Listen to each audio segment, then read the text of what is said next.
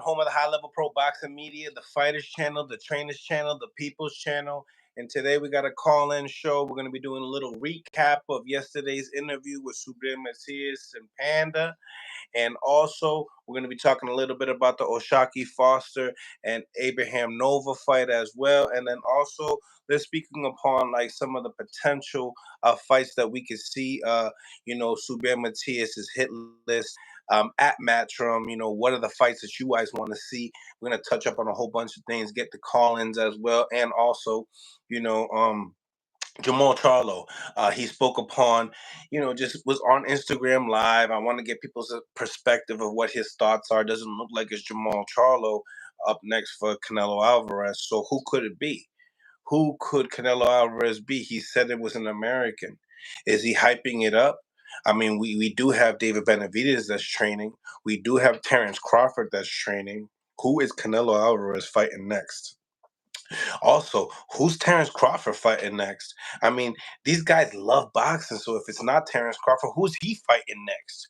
You know what I mean? It's so interesting to see exactly what's happening in the sport of boxing today. So the news is going to be out real soon, but we got to get into this. I need each and every single one of y'all to smash the like button, subscribe to the channel, and let's improve the visibility of the show. If you guys can't see the like button, press the three dots in the corner right hand side corner, and then press that and then hit that like button for me to improve the visibility of the show. Also, get into the poll.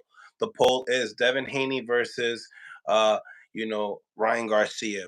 What do you guys think about the fight? Do you guys not care about the fight? I got some people in the chat saying, hey, listen, we got Jesus M saying nobody cares about the fight. Let me know what y'all think about the fight. Do you guys think it's an interesting fight? Stylistically, obviously, it varies down from the amateurs of them being 3-3. Is this the real get back? Is this a real entertaining fight? Styles do make fights, so these guys probably not necessarily scared of the punching power. When it comes down to Ryan Garcia, let's be honest, man, he's been in there with some punchers in there. And, when it comes down to Devin Haney, you got to give it up to him when it comes down to IQ and being an overall skilled boxer. These guys have different tools in their toolbox that can, trump their other tools. Obviously the ability of Devin Haney, the knowing of the game, the IQ, the sweet science, the movement with the feet, you know, but then in the same time, salute to Jackie in the building. Salute to Jackie in the building. It's interesting to me more so to see what Ryan does. Absolutely. Absolutely. And bear with me, guys. I do not know what my glasses are. I've been doing really good with my glasses, but yeah, I don't know. But I'll find them. I think it's in the car. And salute to everybody. Hopefully, you guys had a great Valentine's Day yesterday. Salute to the guys that kind of were late for the gifts. I was kind of late, and my girlfriend was like, "Why are you treating me last minute?" So hopefully, I could, make it up today or not. Who knows? Let me know. Smash the like button, ladies and gentlemen. I'm always about trying to make everybody happy. So it is what it is. Um, Salute to Jackie Hernandez in the live as well, one of the members of Millcityboxing. Salute to my man Frank 86 in the building. Salute another member of Millcityboxing. Also, if you want to become a member of Millcityboxing, exclusive content. You guys get the content first. Yes, Jackie, I know I messed up. I messed up. You know what I'm saying? I really didn't. I made it on time, but considering that like it looked like it was rushed. It's como like, oh, tú no estás, you're not thinking about me long term. You're not thinking about the gift like a month ahead of time, a week ahead of time. You're thinking about it right there and then. Yeah, exactly. I messed up, but I'm gonna get with it. So potential fights. Now it's breaking news. The interview that we did with Subriel Matias, it's a 5-fight deal. 5-fight deal, ladies and gentlemen. A 5-fight deal. So we're gonna be getting to the call-ins. Uh, Call-ins are now available. So subscribe to Mill City Boxing on YouTube. Okay, so we're gonna get into the call-ins right now. Let's hear people's opinions on some of these matchups. Shout out to everybody on the live as well. Got to pick that up. Got like 3 phones up in here. Salute to everybody on the live though. Ah, okay, I'm back. I'm back in action. Boots all day. What's going on? H Money. H Money in the building. Mills, Boots is the best. I hear you. He is. He is. He is that guy. I got him at number 1. Salute to everybody on the live. We got the call-ins are open now. Tap in right away, ladies and gentlemen. Tap in. Let's get into some of this boxing talk, okay?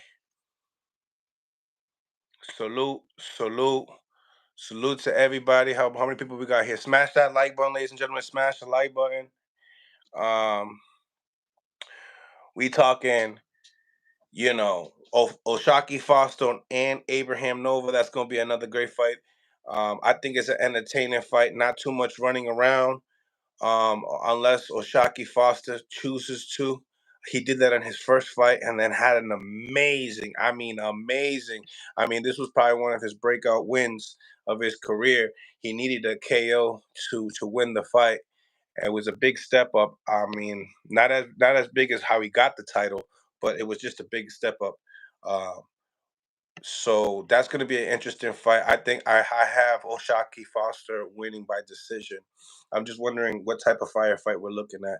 And Abraham Nova, I've been trying to get a hold of him to get an interview, but he's been slacking on me as well. So it is what it is. Call-ins are now available, guys. Call-ins are now open on Millcityboxing. You can call in on Millcityboxing live, and we are live on the Instagram as well.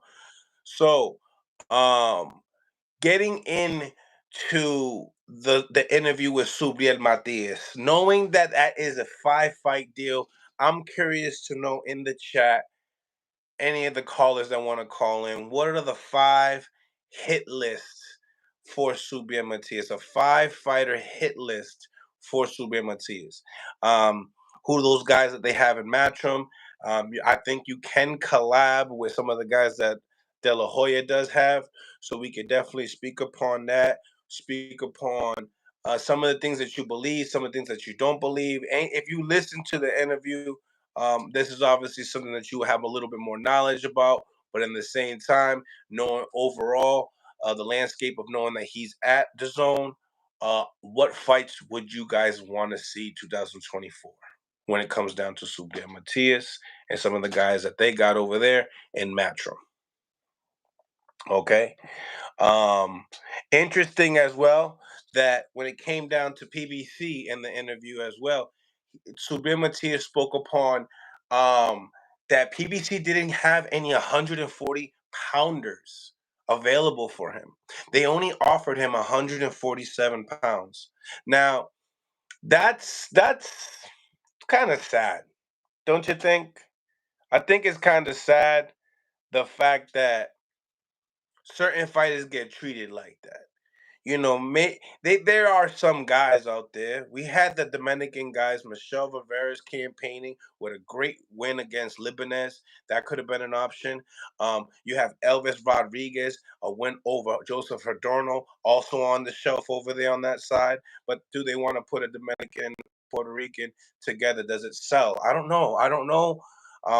They've been putting different nationalities. Everybody that Subid fights is outside the country anyway.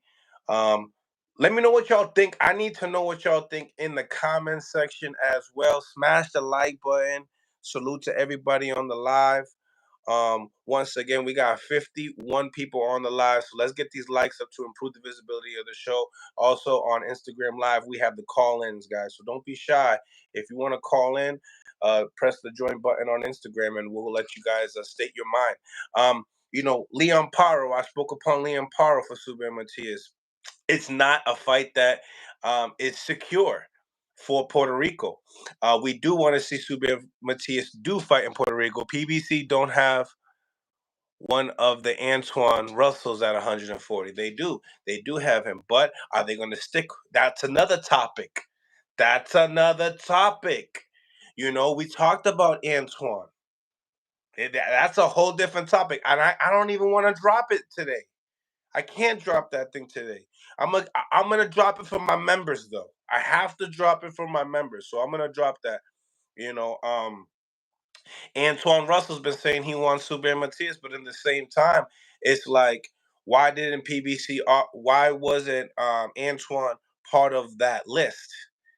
There wasn't a list. There was 147 list. Why? Interesting. Another thing that was interesting in the interview, okay? When it came down to Top Rank speaking upon this 1.5, 1.2 offer to fight Teofimo Lopez, Subriel Matias says that there was a 4-fight deal, 4 or 5 fight deal. And let me tell you something, with these small companies, with these small promotional companies like Fresh Production, and shout out to Fresh Production as well, climbing their way up, but in the same time, Orango doesn't just deal with boxing. He has a whole company of different types of entertainment, and you know those guys, they end up buying a whole bunch of real estate and business, right? But in the same time, it's like everybody wants Subriel Matias to sign a 5-fight deal, right? So we could possibly give you like maybe $1 million, prove your worth, 1.5 million, 2 million a fight. Once you start, getting into the third fight, fourth fight, right? And then they promising him one big fight. Now that one big fight, obviously, we know it's Devin Haney or it's Ryan Garcia. It's one of the two. Those are the big fights, right?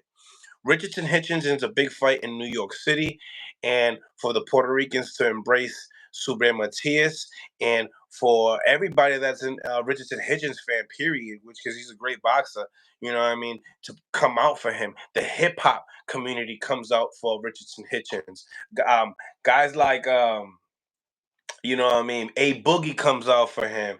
A whole bunch of rappers come out for Richardson Hitchens. Then you got the reggaetoneros, that the reggaetoneros are gonna come out for Subriel Matias. So it's gonna be a big fight in New York City if you really think about it, man. It will be a huge, huge, huge, huge fight. So I think that's definitely one fight. But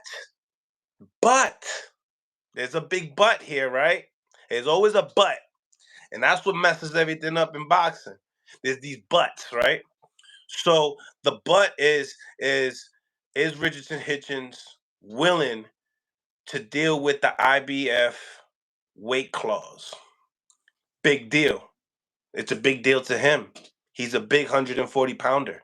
He doesn't feel right when he feels that way. Subriel Matias, I told him that. He says what? No me importa. He says I don't care. He says that I'm not gonna make it easy for these people. He is champion now. He's at the top of the top right now, right? So at one point in time, you're gonna have to respect the man. You know what I'm saying? Listen, no matter who he fights right now, he's making money. No matter what. I don't care if it's not a million. He's still gonna be making some money. You feel me? IBF champion. Do your homework. If you know, you know that when you're trying to protect your title, right? You make more money. You make more money defending your title than actually receiving it. Real rap. Do your research. Do your research. So a Richardson Hitchens, is that the is don't tell me that's the big fight. Don't tell me that's the big fight. Tell me that's one of the five. Tell me that that's number four. Tell me that that's number four. Ayúdame, por favor. Eddie, hook Subriel Matias up. Hook him up. Eddie, hook him up. You know how to promote, baby. Like how you move around. You're not scared to travel. You're not. Yo, put Subriel Matias in Florida. Put Matias 2 more times in Puerto Rico. And make sure you put him in New York City 2 more times. Smash that like button, ladies and gentlemen. Smash the like button. Phone lines are open, guys. Free smoke for everybody. And also great boxing talk. We here live with Millcityboxing, home of the high-level pro boxing media, the Fighters Channel, the Trainers Channel, the People's Channel. Smash that like button once again, ladies and gentlemen, to improve the visibility of the show. We got our first caller Smash that like button, all right? Press the 3 dots into the corner and it'll get you to the like button. The new format is driving me crazy. What's going on? What's going on? First caller. Millcity, what's going on, boss? What's going on, my man? Right, man. Hey, man, love everything you do. Love the channel, man. The people's channel. Thank you, my guy. I appreciate you. Thank you for calling in as well. My brother, hey, man. Who do you think is going to be the first fight for Subriel? Right now, that's the topic of the discussion right now. He said because the topic was Liam Paro, right? So they said no. They said that they didn't say no. They just said that's not certain. So the first fight is not it's no in talks, But we got to put these names in mind, Also, I love the signing with Eddie Hearn. You like it? Said, he's not scared to travel. I think the fight in Puerto Rico is going to happen. I don't know against who, but I think it's going to happen. And this guy, man, he's on the way up. He's on the way up. He has the style that people likes to see. He's not afraid to fight anybody. And put him in New York or in Puerto Rico, and it's going to be a sellout. Mm-hmm.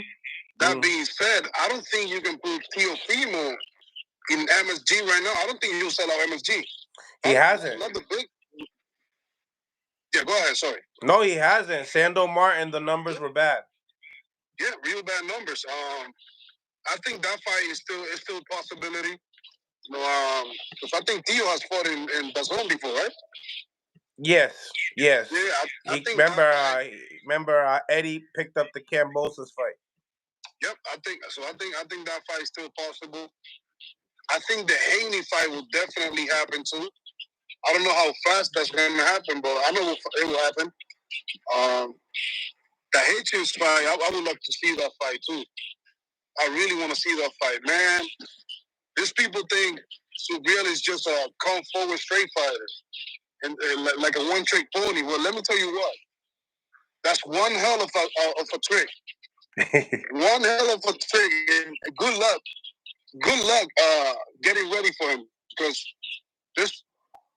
you can't find somebody like so sparring. There's nobody like him. Yeah.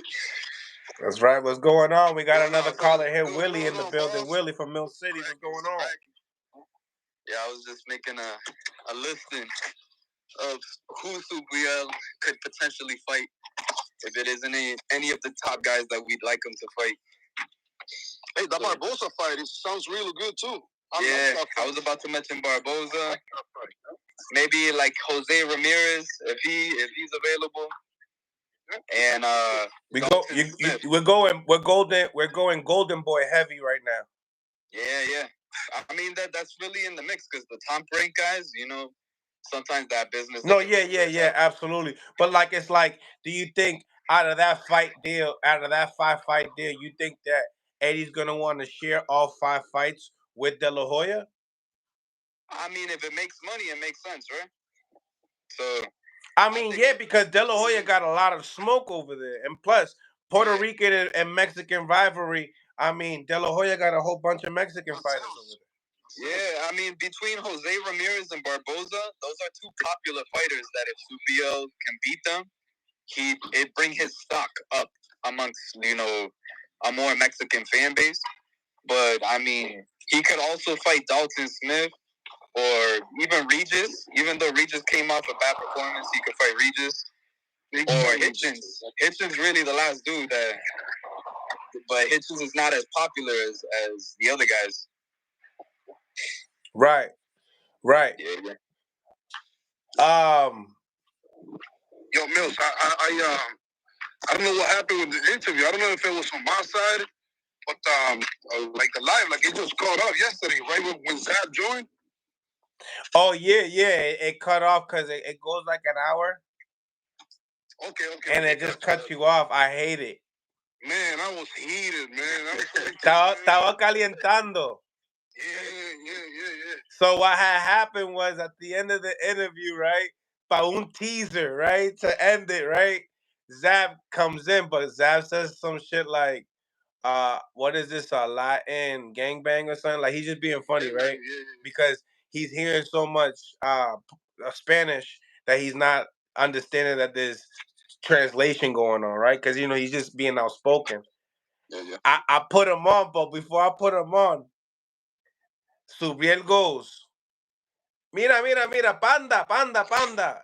Qué maldita esa Yura. ¿Qué está él diciendo?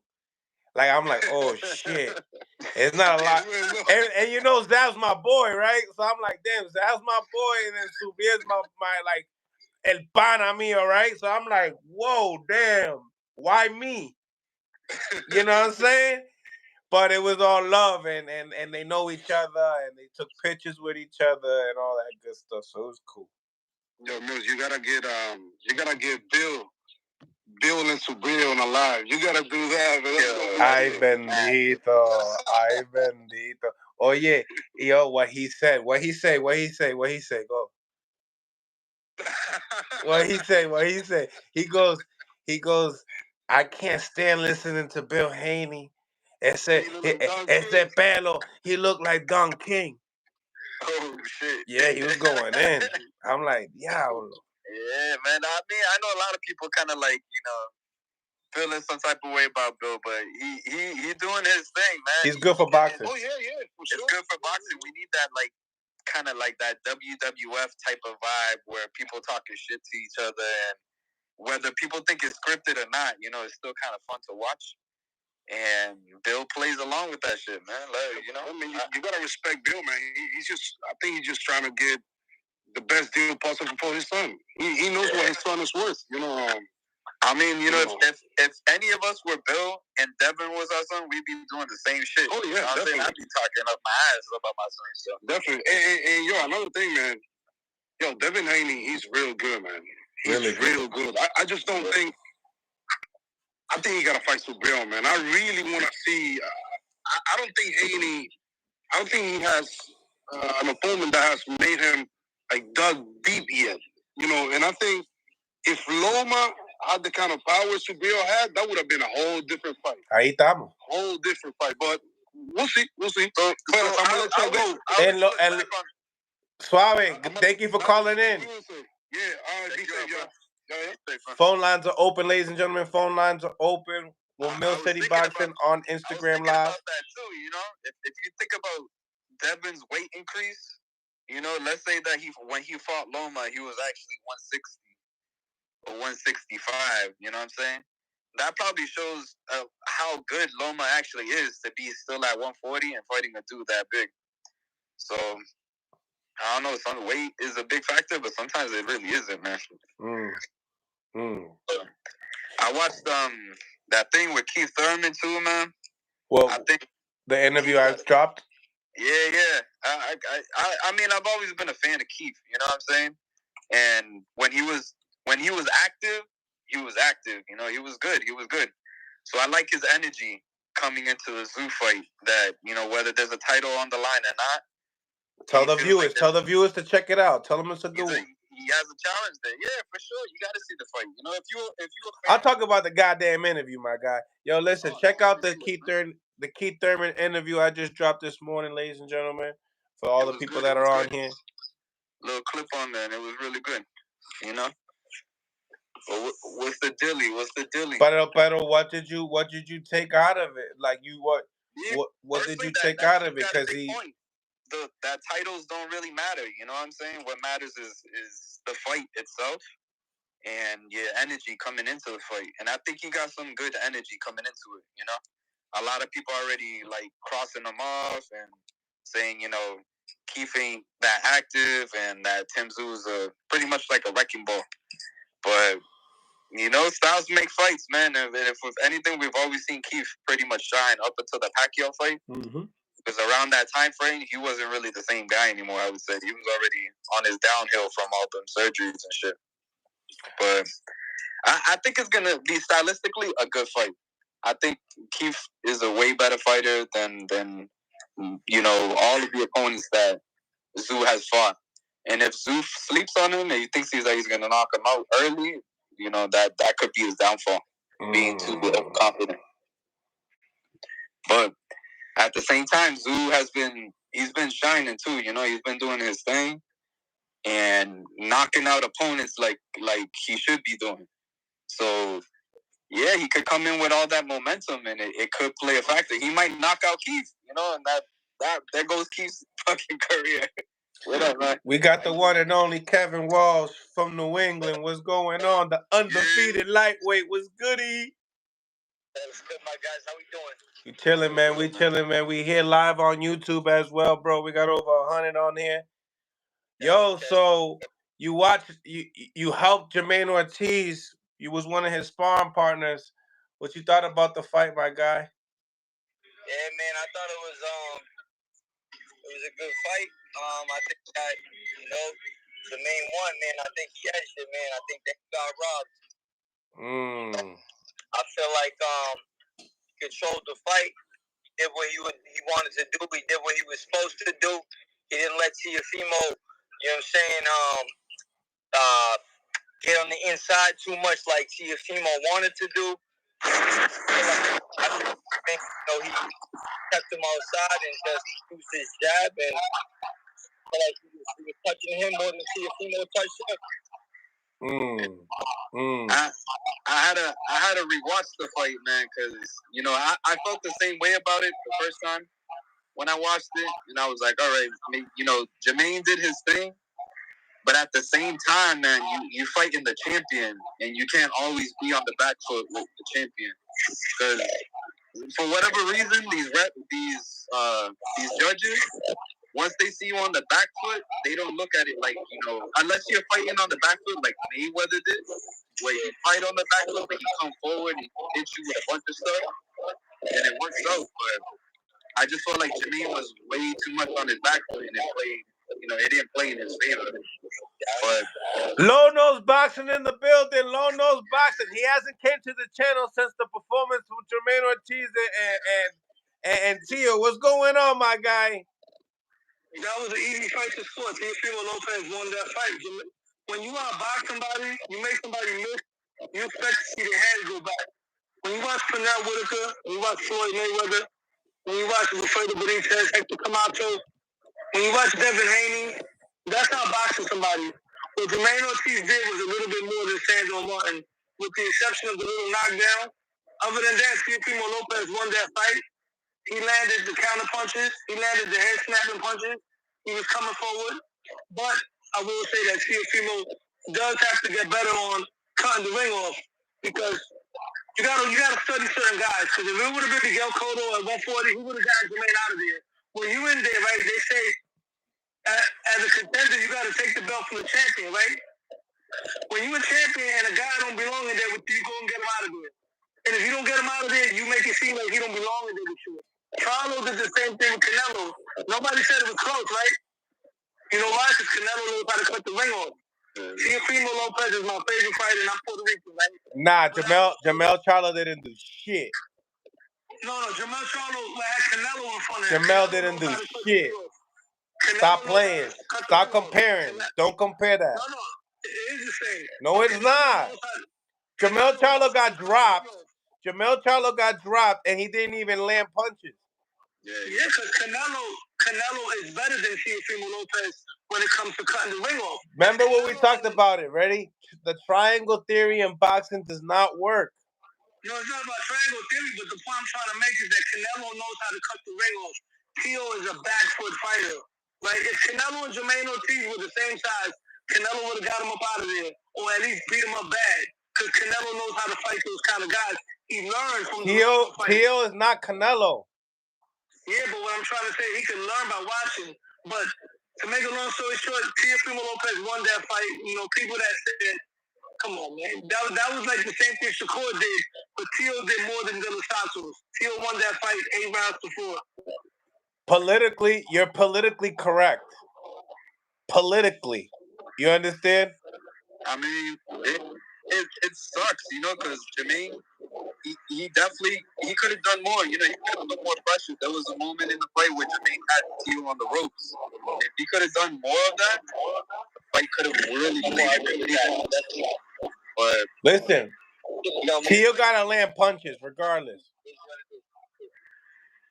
We're not gonna be giving. You listen. We can't be giving people these excuses of winning fights and not landing punches. Canelo Alvarez is a bad comparison because he landed flush punches. That's a horrible comparison. Yeah, but he's comparing it to the way Canelo. Yeah. And then to be real, if you want to, and then people are comparing it to the Shakur Stevenson fight. You can't do that either. You can't do that either because it's a completely different fight. Shakur was more effective than Jermaine Ortiz. What do you mean by effective? Shakur wasn't getting hit. Jermaine did get hit. Tio landed the more power punches. Jermaine landed 2 more jabs. Tio wasn't getting his head snapped. If Jermaine would have made a miss and caught him with a clean shot and then moved around, did the same thing, that's a different story. Once again, if you watch Pernell Whitaker versus Julio Cesar Chavez, that's how boxing somebody. You watch Floyd do what he does to everybody. That's how boxing somebody. You never seen a world champion win a fight like that. When Regan Dow beat Nonito Donaire, as boring as that fight was, it was clear that Regan Dow was whooping his ass. I didn't mean to curse. It was clear that Regan Dow was knocking his head back. So you can't compare that. What Jermaine Ortiz did, you don't beat a world champion that way. And I'm scrutinizing and I'm critiquing both of them. Tio won because Jermaine ain't do nothing, and Tio didn't cut the ring off. But what he did was more than what Jermaine did. You watch Tio fight. He look good to you?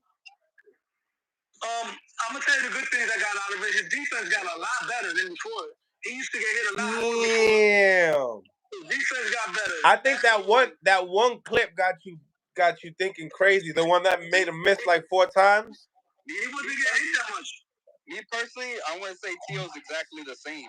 Only his cutting off the ring style was more vivid because Jermaine was so good at moving around. That now we notice it even more. Like Tio really needs to work on cutting off the ring because it seemed like he was fucking. Lonos, how many times you watched that fight? 3 times.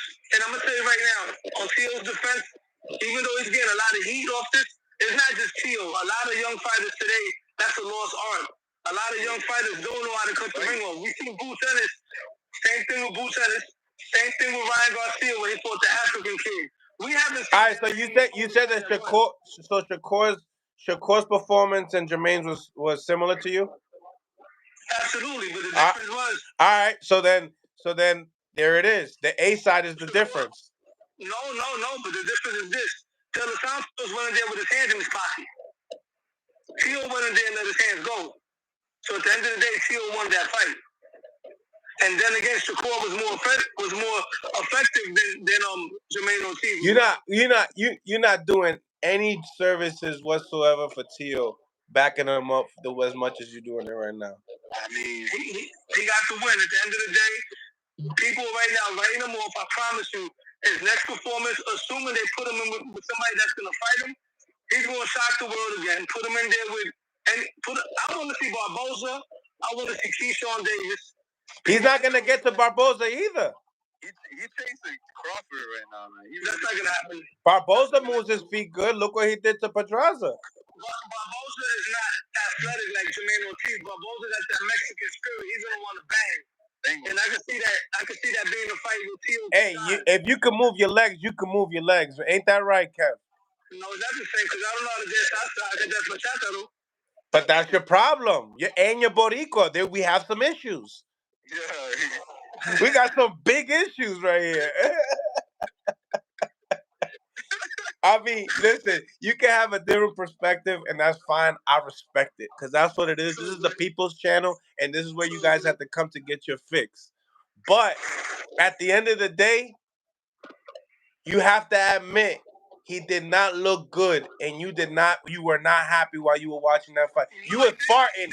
While you was watching that fight, you was farting, and you know it. Listen, I'm gonna tell you right and now, you drink a Coca-Cola and went real quick every round. Pass me another Coke. Listen, I'm not one of the delusional guys because I'm the type of person that if you're my friend, right? If you do something out of pocket, I'm going to tell you about yourself, whether you like it or not. As for Teofimo Lopez, he needs to stop talking. That's one, right? I like how he fights. But 2, he needs to learn how to cut the ring off effectively, right? We haven't seen the other guys, the other young guys, because I had a debate with one of my boys the other day. He's telling me, oh, Tio hasn't knocked nobody out. My boy, he's a tank. He's a tank supporter, right? I tell him, give me every single opponent from the Gamboa fight, put him in with Tio. Tio knocks all of them out. The only one that might go the distance is probably Pitbull Cruz. Now, you give Tank all of the guys that Tio fought since Richard Comey. It's not a guarantee he beats him. It's not a guarantee he knocks out Lomachenko. He won't even fight him. It's not a guarantee that he knocks out. We know in boxing there's good matchmaking. You know, I know. Exactly. A lot of guys never fought a Sandor Martin, the guy that runs for you, or Jermaine Ortiz. You know, these are elite level guys, and only certain fighters are able to break those guys down. Canelo specializes on walking you down, breaking you down. Miguel Cotto would have gotten Jermaine Ortiz out of there. I'm gonna tell you that right now. Prime Miguel Cotto loved guys that will move. Prime Miguel Cotto will whoop Tio's ass too. Yeah, for sure. Absolutely. Whoop his ass. Yeah, Hector Camacho show you what real Boricuas do. You crazy. Listen, I was spoiled to grow up around that, right? I had an argument with Punch because I told Punch, because he was talking about the past ain't better than, he defended the present time. I told Punch, if that would have been Hector Camacho, every time he would have missed, it would have been right back out. Move around, spin around, back ass. It's not faster. Yeah, I think also what fucked up for Jermaine was really like he was moving off the back foot, but he wasn't like double jabbing, triple jabbing. If he would have stuck out that jab a lot, it would have landed. That's how easy he was moving around. If he would have opened up more, he would have got hit more. So I definitely need to get Chance up in here too. Risk if you want to win, even if you get knocked out, you got to get back up. Take the risk. You're fighting for a belt. You know what I mean? So you got to get in there, get dirty if you want that belt. I feel like he should have came forward. But I think if Jermaine would have came forward more, he probably would have ended in a draw. Hey yo, now, listen. He didn't want to press the team up because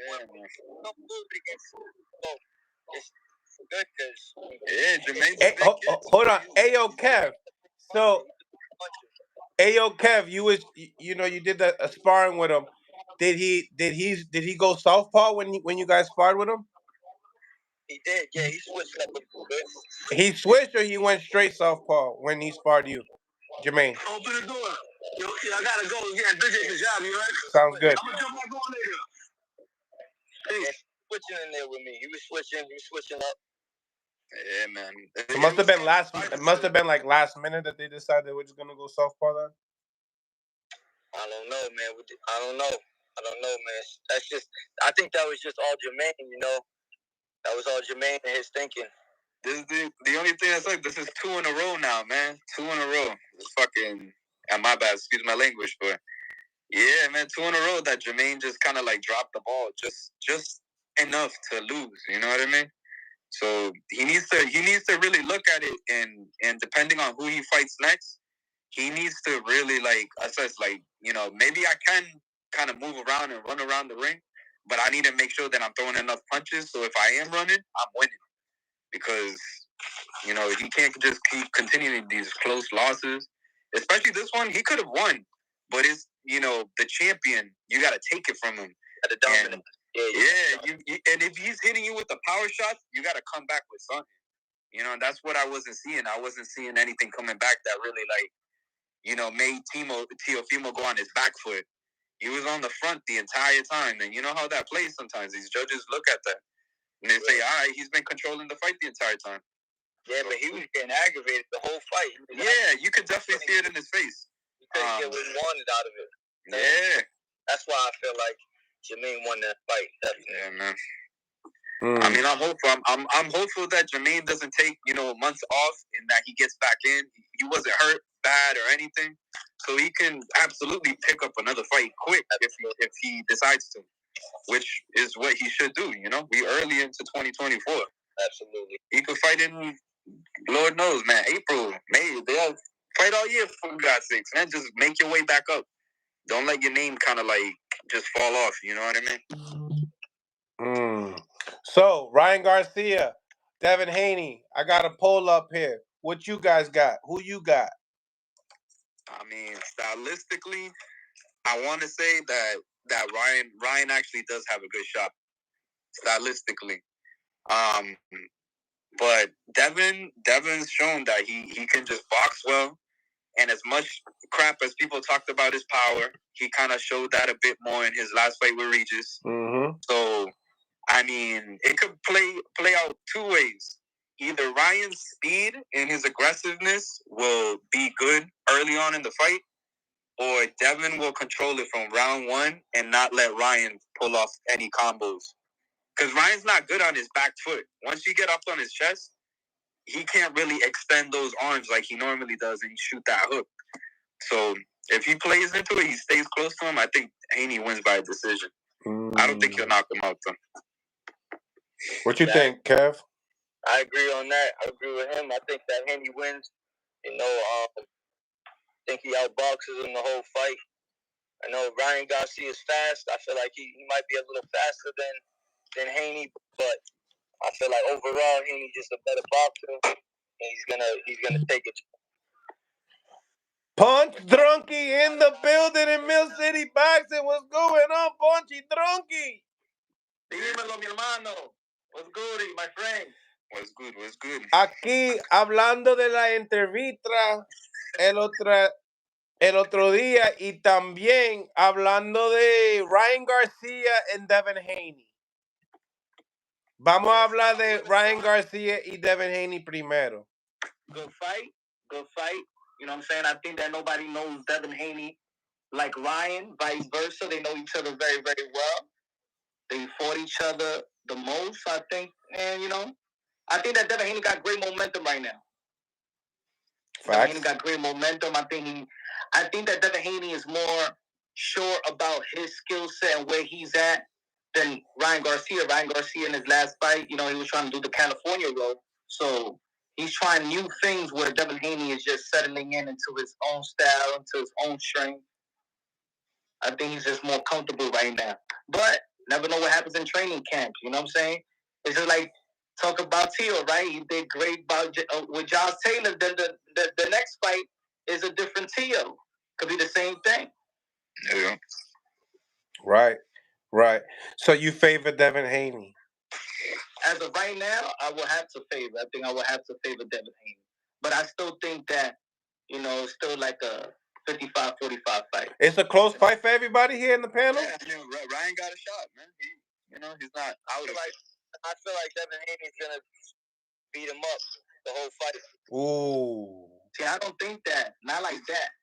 I just...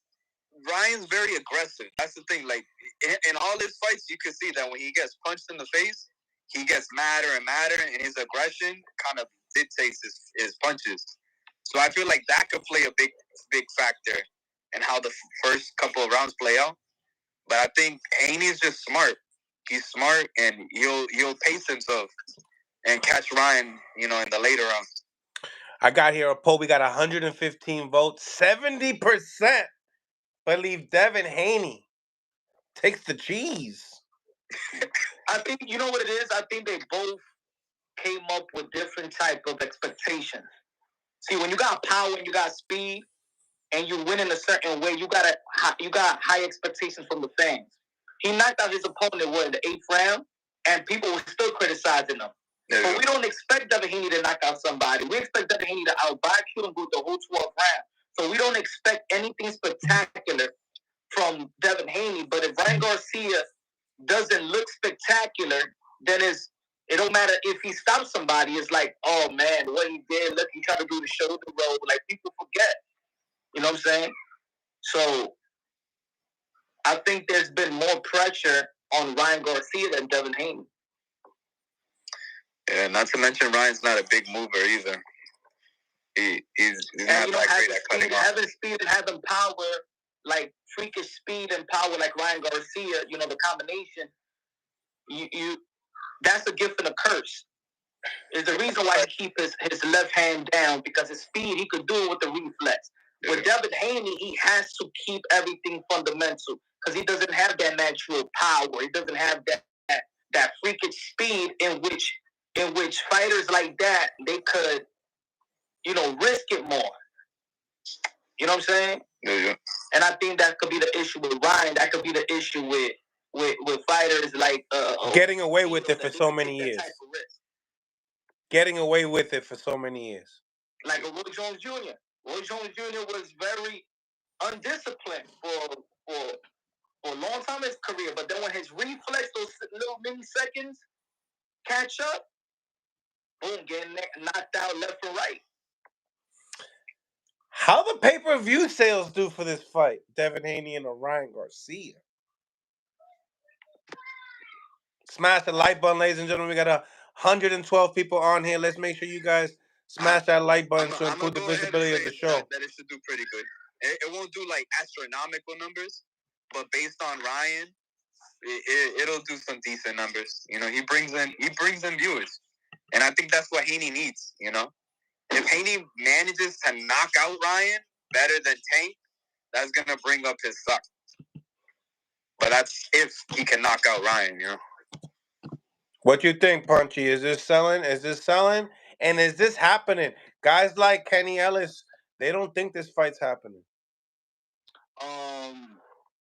It's kind of weird, you know, because you know people do steal it more and more each and every time there's a pay-per-view event. So, I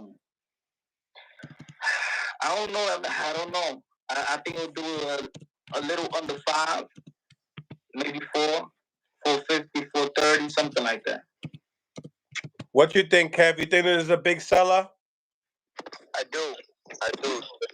It's based off of Ryan Garcia, and not only him, but Devin Haney too. He got a big bag too. So I feel like it's gonna be a banger. I also think Bill plays a big factor into how it will sell too, because Bill's a good showman right now. And as much as people don't like to see him or hear from him, did y'all see his latest one? Mm-hmm. You saw his latest one with the security guard? Called him Tank? Yeah. That's what I'm saying. You know what I mean? Stupid shit like that is what kind of keeps Bill there. Like, people still talking about him. You know what I mean? I think a good indication will be fight week. You know what I'm saying? Like, at least 2-3 weeks leading up to the fight. You know, how they're going to promote this. You know, I think they're going to have to promote this heavily. What kind of stinks is that we don't have stuff like Showtime anymore, where they do like all these episodes leading up to the actual fight. That used to help build it too. I think that could be a little bit of an issue. Like, more casuals are not subscribed to the Zone. Yeah. But when you got cable, if you got cable, you can put on Showtime or whatever like that. But I don't think that people just voluntarily subscribing to the Zone.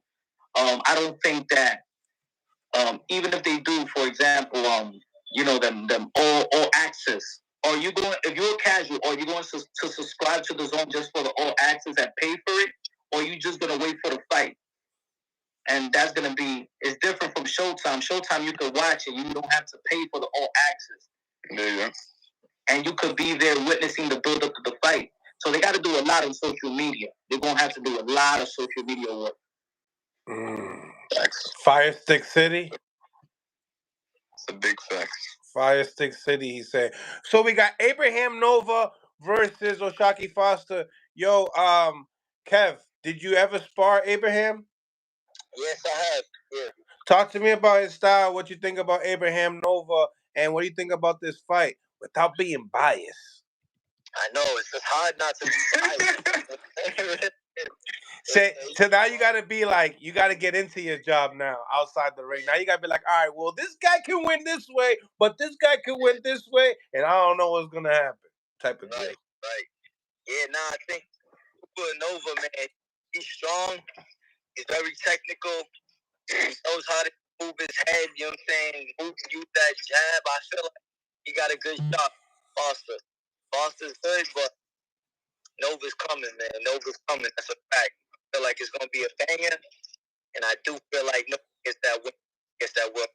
Because he's so hungry right now. But you know, he's been dreaming about it for forever, man. Saying he's hungry, and you know what I'm saying, he's with God. With God ain't possible. So we'll see. Punch. Your thoughts on O'Shaquie Foster, Abraham Nova for the WBC title? I can't hear you. It's muted. It's a tough one. I mean, O'Shaquie does start slow, but it's a tough one. Shockey definitely got the legs. I'm gonna go with Shockey. O'Shaquie forced the split decision.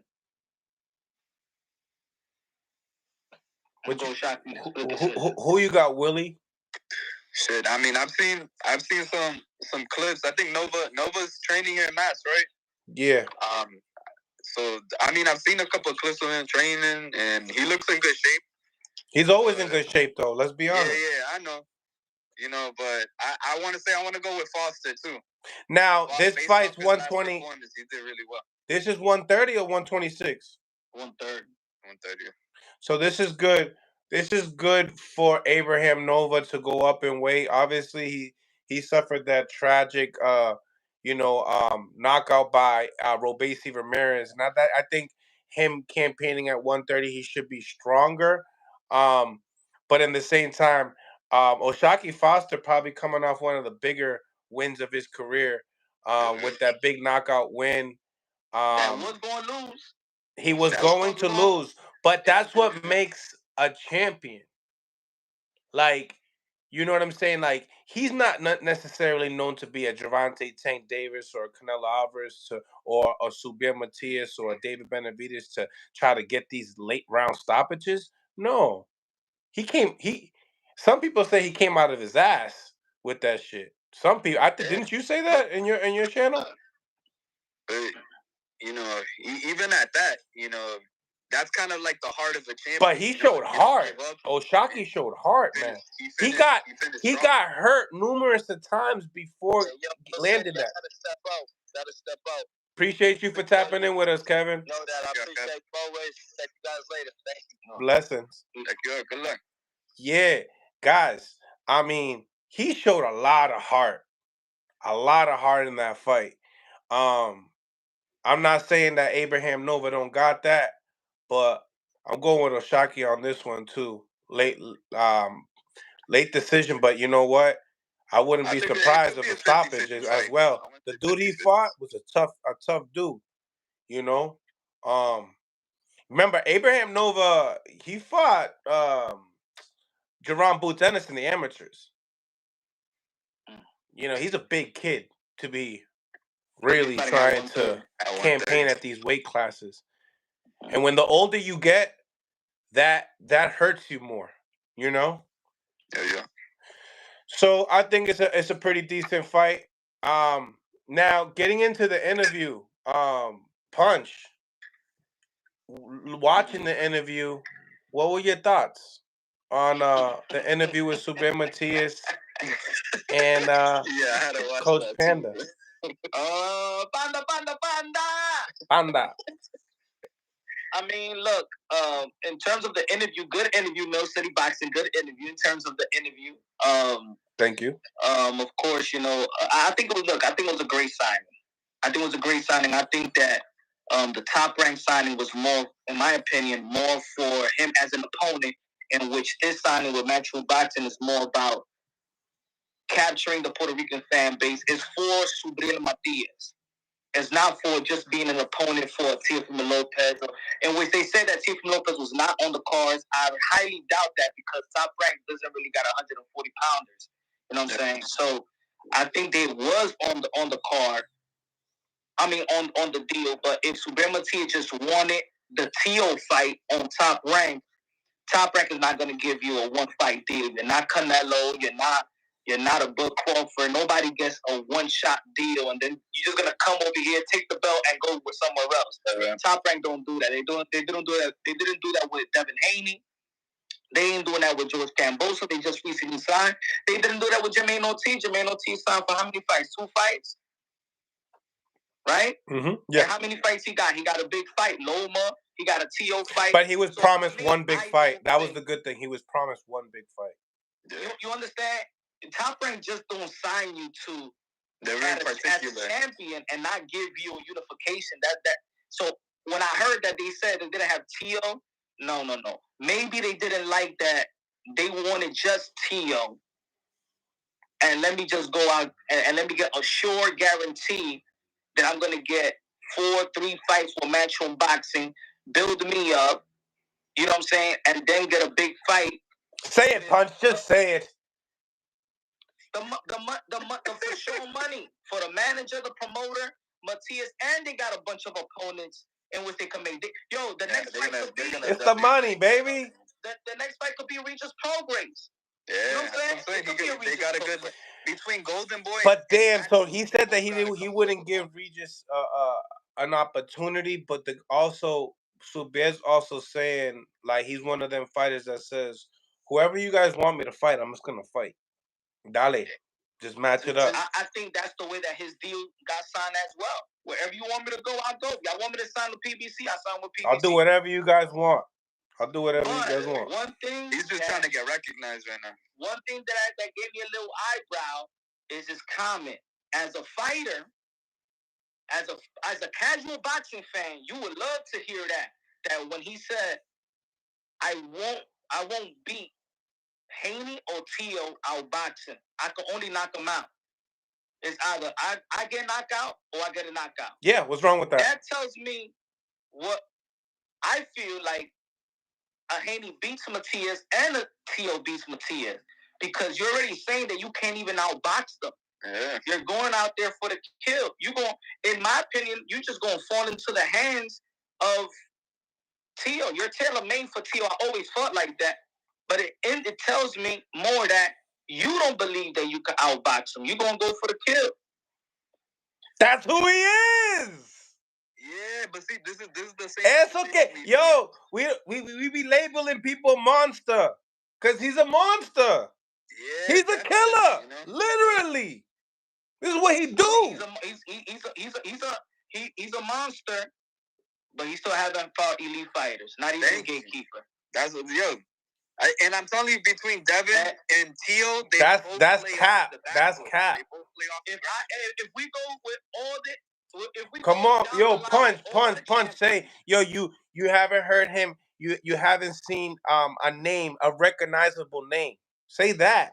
But elite fighter, not an elite fighter. Oh, but that's worse. Not a recognizable name or an elite fighter he hasn't fought. So that. Come on, but come on. What? Little, who he fought? Jeremiah Ponce.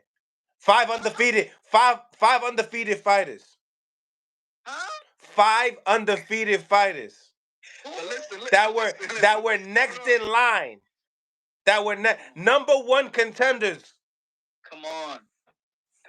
Number 1. Ex-world champion. These guys don't got money to be number 1. They didn't pay their way to get there. No, they fought their way to get there. There's a lot of guys that are number 1, and then they get flipped over for some other guy that's like number 4. You know, even the Joe Camboso fought a Lee Selby and a Mickey Bay before even getting in the ring.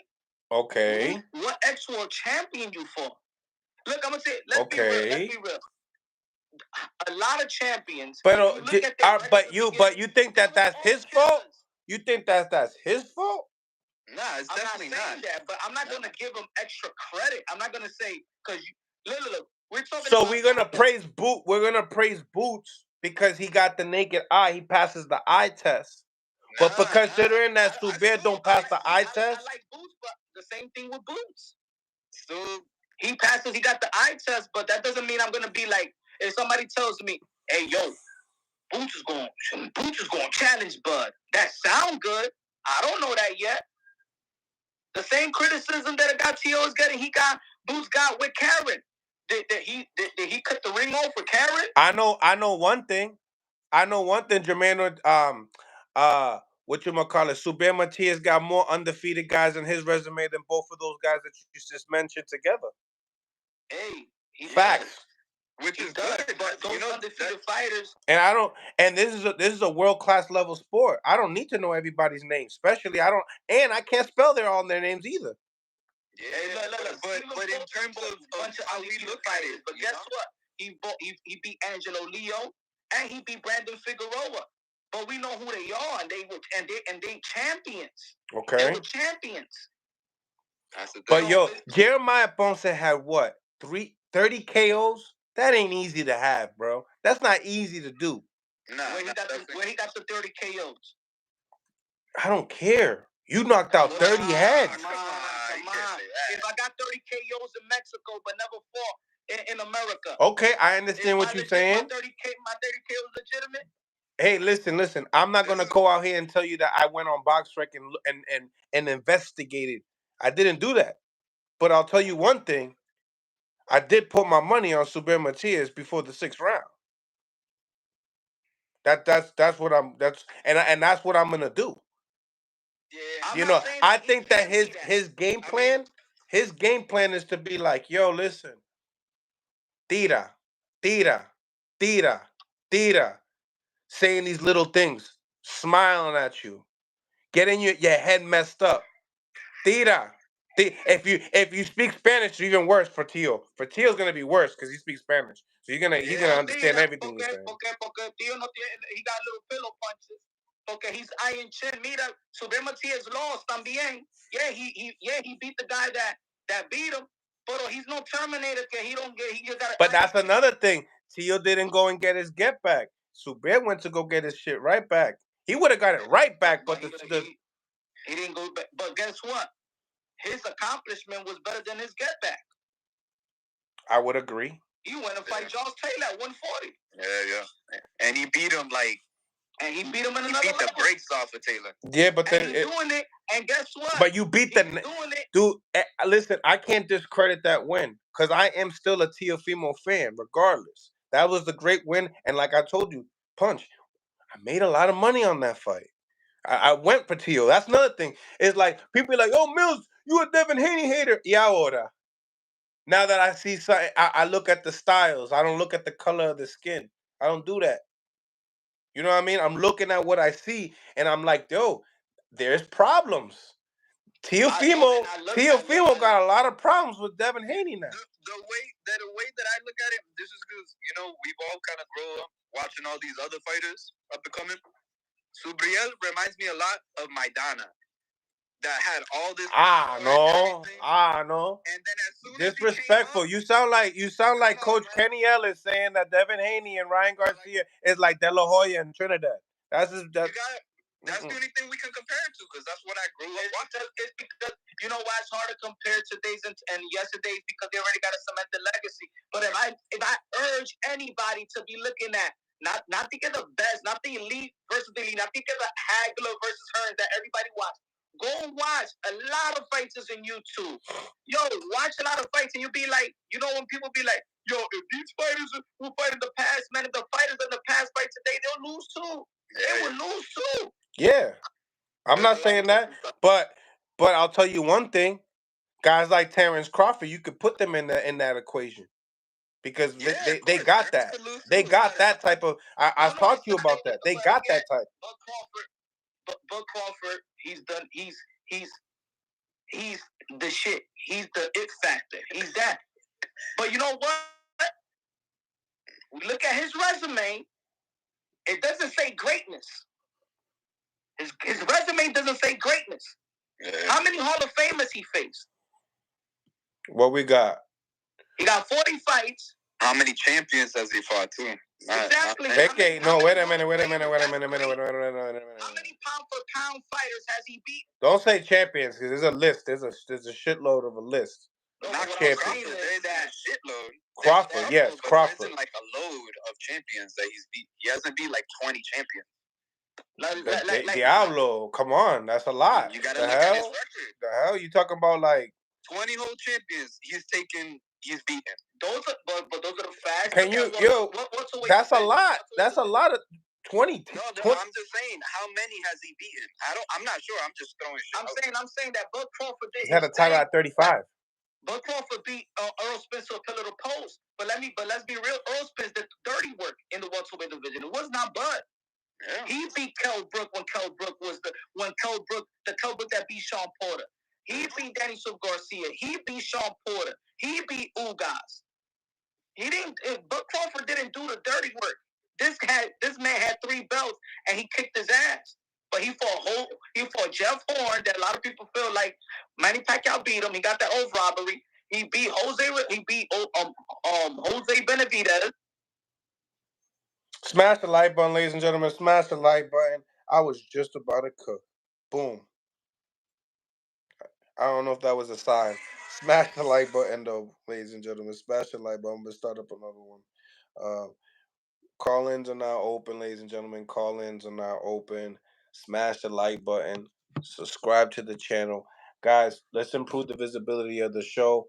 The 3 dots in the corner, the right corner is where you're gonna find the like button. I need you guys to smash that like button. I need over 200, 300 likes. All right. We're gonna get the call-ins. The call-ins are now available, ladies and gentlemen. So come in, tap in, and talk your stuff. It's your boy Mills from Millcityboxing, home of the high level pro boxing media, the fighters channel, the trainers channel, the people's channel. Yeah. Bring punch back, man. Bring punch back. We were in the middle of that. Yeah. Claro que sí, mi hermano. Yeah, man. Smash that like button, ladies and gentlemen. Smash the like button. We got a whole full hour ready to go. Smash that like button. Call-ins are open. Ponchi Tronchi. Oye. Sabían tú estabas tirando mentiras, eh? Yeah, that topic was getting hot, man. Because the boxing guy was getting mad at you, Mill City. Hablando de verdad.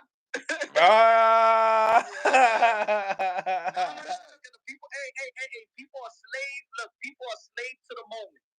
Just like we slave to the past, people are slave to the moment. Bud Crawford beat the crap out of Earl Spence. Bud Crawford beat the crap out of Earl Spence. And now we like, he could beat Canelo. He could fight Canelo. Pump those brakes, buddy. Pump those brakes. Yo.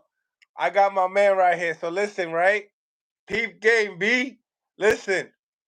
What's more of a competitive fight? And now we got Punch here. He's gonna try to debate this real quick. I know it. But I have a feeling I know what you're gonna say. This is who I am. Look, ready? So check it. What you think? What's a tougher matchup? Crawford and Canelo? Is it more competitive? You know where I'm getting at.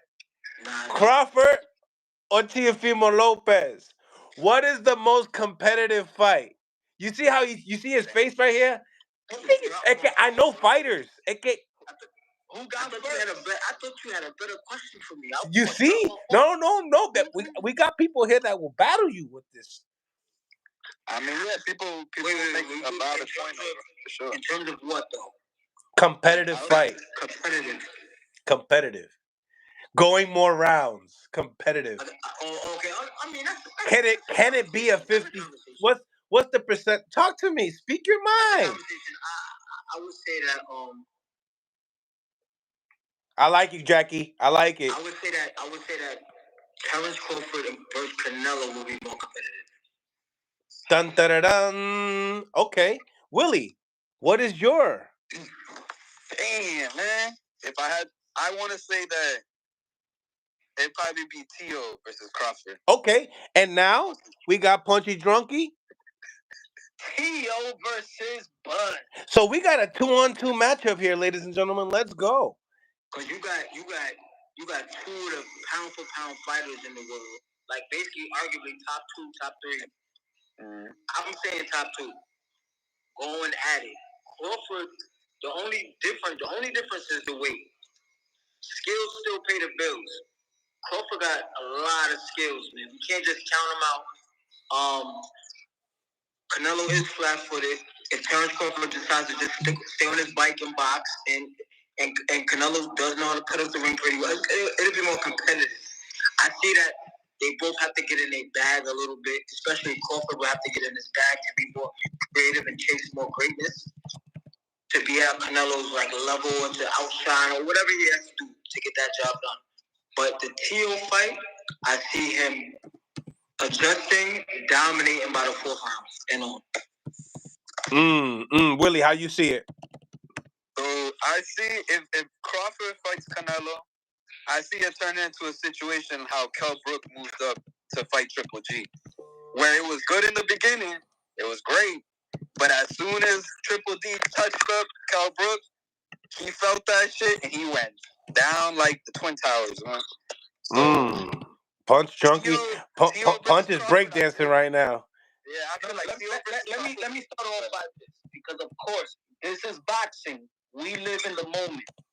If you ask that same question right after the Josh Taylor fight, I know more people that feel like, oh, Tio can't compete with Bud, it will be a different type of answer. But we're living in the moment. We're looking at the Jermaine Ortiz fight, right? I say Teofimo Lopez being the lineal champion, proving that he's beating pound for pound caliber in their prime, beating southpaws at that. Josh Taylor, Vasily Lomachenko moving one division up. I think it would be more competitive than Bud Crawford moving 3 divisions up, fighting the king at 168. That also, let's not forget, this man has gotten hit flush by Triple G, flushed by Bivol, flushed by Kovalev, by punchers. Mm-hmm. And none of that. Bud Crawford, Canelo Alvarez will make Bud Crawford eat from a straw. Yeah. That's how I feel. He would do what Triple G did to Kell Brook. Yeah. You like that energy, bro? You like that? What you got to say about that? I don't agree with that, bro. That's crazy. Eat from a straw. It was a different Canelo. Diablo. We still see Canelo outclassed, obviously, with by Floyd, but like he's not a god, bro. And we seen him get beat by Beaver. Like, and that was skills. We're talking skills here. You know what I'm saying? Canelo has the good strength, the power, all of that. Crawford has skills, and he also has power that is underrated. And he probably will show us when he has to go up. I think what plays beautiful downfall is that Crawford's defense is not as good as Floyd's. That's why I think Canelo will catch him. And when he catches him, Crawford gonna go. Canelo is also not as active as he used to be as far as ding ding ding ding ding ding. That's a fact. That's right. Combinations, intensity, like he's when he throws this 2 or 3. Big ups to Titus. Like he's trying to knock down a building, but what if he can't land? What if Crawford decides to play the outside of this outside of the ring? Circle the ring and box on the outside. I just don't think he'll do it. If anybody remember Bud Crawford in the amateurs, Bud Crawford used to be a wild boy in the amateurs, right? That Bud still comes out when he's not actually outboxing his opponent the way that he wants to. The Gamboa fight, I don't want to go that far, but he needed to bring that fight. The Mean Machine fight. He needed to bring that. He just not was going to outbox. He wasn't doing great outboxing Mean Machine. A closer one was the Sean Porter one. The Sean Porter. Yeah. That was when Bomac said, yo, you losing the round, he said, what? All right, bomb. But those what right there is going to make him commit. And to be honest, if he could commit with Canelo Alvarez, I think that Canelo Alvarez is going to feel his punches like pillow punches. Yeah. I don't think he's gonna back up Canelo Alvarez. I just don't think so. Canelo's too big, man. This is my take. Let me add this. I'm sorry. Let me add this. And what really put the stamp on it when I went to the fight with Jermell Charlo and Canelo Alvarez. If you see him in the weigh-in, you'll be like, yo, Jermell Charlo, he got the body to compete. Come fight night, it was a whole different Charlo. Charlo looked small. I was in the fight. He looked like 15 pounds lighter. It was different. So, my take on this, I believe that Canelo and Crawford is more of a competitive fight. The reason why I believe it's more of a competitive fight is these guys are the yin to their yang. And that's the key thing, the yin to the yang. When it comes down to the footwork, it's kind of going to look like what Jermaine Ortiz and Tio looked like for the first 6 rounds until Crawford in the 6th lands a big combination, hurts him, and you know what he does after that. He has too many traps for Tio with the lateral movement alone that it could look really bad because Tio is a think first type of a fighter, and Crawford is a think first type of a fighter, also think last type of a fighter. And I think that once I don't think Tio can counter The key thing is I don't think Tio can counter fucking Crawford. I think that's the key thing. Catches him. And he sees things too fast. He's faster, and then he's longer. Pause. But the speed, the foot speed. Now the good teeth. I always said Teofimo one of the first fastest steps in the game. Now tell him to throw a double jab moving forward. Who got a better double jab moving forward? Absolutely, you're gonna say Terrence Crawford. It's a spearing jab. You don't even know how it's gonna come in too. So that fight is more competitive because I feel like it's gonna look like a TO after 6. You know what I'm saying? If Crawford and Tio go at it. Now if Crawford and Canelo go at it, okay? Now if Crawford and Canelo Crawford has to think smart and intelligent with this fight. He can't actually overthink of when he hurts. Because you're right. I do believe that those stunning effects that Crawford has been able to do with other opponents, he's not going to probably get that effect from Canelo. So I agree with you on the chin. But in the same time, I could also see the speed. The speed is a big factor in, because you remember, Amir Khan was having his way with Canelo until that big shot. If that big shot don't happen, which we all know that in reality, Crawford is a better defensive fighter than Amir Khan. Let's be real. Amir Khan has gotten hit by more clean shots in his career that he had to retire. You know what I'm saying? At the time that he did. So I think that it's more of a competitive fight. I think that the higher IQ does go with Crawford in the fight due to the fact that he is more he can do more in the ring. He's more versatile in the ring. So therefore he uses those attributes and makes that he adds that into his IQ. He has more steps. He's thinking ahead of you. He's thinking on the fly because of that. Because he knows, it's like if I know I can move to the left real quick, faster than he can move to the right to get close to me. Imagine how many things I'm thinking when I get to that spot. I'm thinking various of things. Where do I want to go? Down low, down high. You analyze with the jab with Mola. He's not a Canelo has more of a timing with his jab. Move, back, move, back. Yeah. Canelo's all timing. Crawford leads with all timing, but let me ask you this: do you think Crawford will last through all those shots that Canelo likes to hit on arms? You don't think that'll eventually drop Crawford's? But I think that once Crawford gets hit with when he catches a couple of those punches, I feel like he's gonna figure it out. He's gonna figure out that that's not the game I want to play. The game I want to play is a Bivol game, a Shakur type of a game. You know what I mean? But that's not Crawford's game. No, but you have to understand. You have to make adjustments. That's just what it is. And a guy like a guy like Crawford will make those adjustments. Now, I'm not saying he's gonna fight just like him. No, but he's gonna use that best attribute to pull out, pull in, pull to the side, and use his feet. It's obvious. He has to do that. We're not debating who's gonna win. We're debating who's the most challenging fight. Like I've seen fights that like when I look at a Canelo and Crawford fight, I could actually see Crawford possibly winning the fight. I could also see Canelo winning the fight. I can't for real. I can't see Tio beating Crawford though. See, I see it differently. I think Tio has a good shot, and I hate to reference the Gamboa fight, but if Gamboa hurt Crawford, Tio has more than a chance to hurt him too.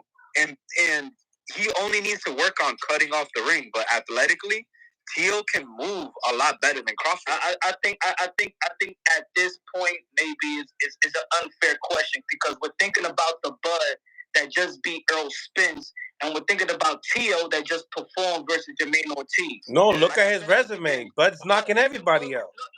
Mel, even Bud Crawford himself in the interview, when they asked him about Canelo Alvarez, he said, "I'm 147. That would never happen." You know why? Because even himself didn't think he could go to 168. Even himself didn't think he could compete with Canelo Alvarez. Nah, wasn't that question? Would you go up to 168? No, that was with the fight hug. I posted. I even did a video about that. Well, he said, "Would you go up yeah, I remember. He said, "Would you go up 168 to fight Canelo?" And he said, "Nah." He said that would never happen. I'm a 147. Yeah, I won't go up to 168. That was not even in his mind. Now, if people want to be a slave to the moment of how he did versus Earl Spence, and now people see like, oh my God, skip 154, skip 160. Yeah. Nah, because I think he's legitimately watching Canelo's performances and like looking at him like, yo, I could beat him. Yeah, I mean, you think you could beat him. That's one thing to say. That's what I'm saying. Hey, yo, even fighters. But he has the abilities to do so. You know, but why nobody talked about that before Earl Spence? Nobody was really talking about that. It was the Earl Spence performance that got people believing that this guy is almighty. Porque es que he's strong, loco. Yeah, but at 147. Nobody didn't know he was gonna push him around physically like that, let alone the punching power be like that too. The boy's wrestling skills got him. Before the Canelo and Jamel Charlo, we was talking Bud Crawford, even Jamel Charlo. And then we seen the performance that Jamel Charlo had with Canelo Alvarez. We seen the difference. It was just eye-popping. That man is bigger than Bud Crawford. He's 6 feet. Is bigger. Just as strong as Bud Crawford, bro. Pero ¿quién tú hablas? Crawford from 147. We're living in the moment. We're blinded by the Earl Spence performance. That's it. So ¿qué tú crees? ¿Tú crees ese pelea no va pa? It's not gonna happen. I think it could happen on a money standpoint because Crawford is riding high. But will he win? I don't believe so. I believe he will get knocked out later. If not early, later. Any fight could be sold. Any fight could be sold. Just like they were selling Undisputed versus Undisputed, Jamel Charlo and Bud Crawford. And guess what happened? If put it this way, Bud Crawford is going to commit. He might not do what Jamel Charlo and try to survive. Yeah. If he commits, it will be like Triple G versus Kell Brook. Yeah, man. I see it like this. Punch says he's going to eat from a straw. If people think that Crawford could compete with Canelo Alvarez at 168 with even the chin, it's just like he doesn't got skills. He got a chin. He's going to move. He's face movers. Billy Joe Saunders was a big boy. Caleb Plant is a mover. That's where the 50% of Canelo lies, of where he's going to win. We don't expect Canelo to outbox Bud. There's no way. He's a puncher's chance to win this fight. Let's be real. Nah, bro. There's no puncher's chance. It's either. Or you pull a Jamel, or you pull a little Jamel Gato Charlo. If people think that Crawford could compete with Canelo Alvarez, that means that people just don't respect Canelo Alvarez no more.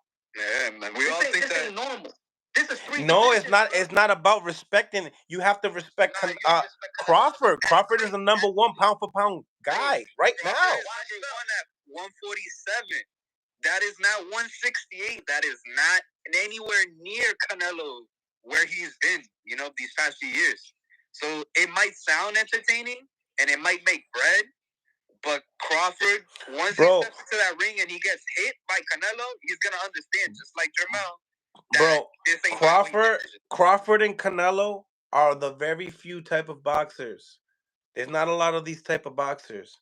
These are the Hall of Fame type of boxers that you'll see them go and move up into division because they're really that good. Hall of Fame fighters like that. We're living in La La Land, bro. Come on, we're talking about the two. We're talking about the two of the best guys in that pound for pound list among Inoue and all these other great guys as well. Every great fighter that moved up even moved gradually. Like I said, we're skipping 3 divisions because of his performance versus Earl Spence. We're saying that he beats everybody, watches everybody at 154. How much you want to bet right now if I say Bud Crawford versus Jamal Charlo? More people, because of the hype, think that he's just going to walk through Jamal Charlo too?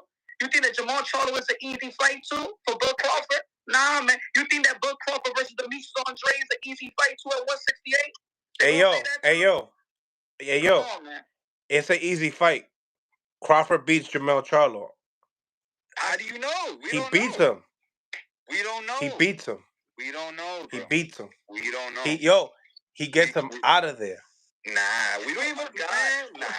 Because, he's going to take chances. he's gonna want to fight. He's gonna take chances. No, of course he'll take chances. Look at that. You can't take chances against Canelo coming up in weight. I'm talking about Jermell Charlo. He's gonna want to take chances to take Crawford's head off.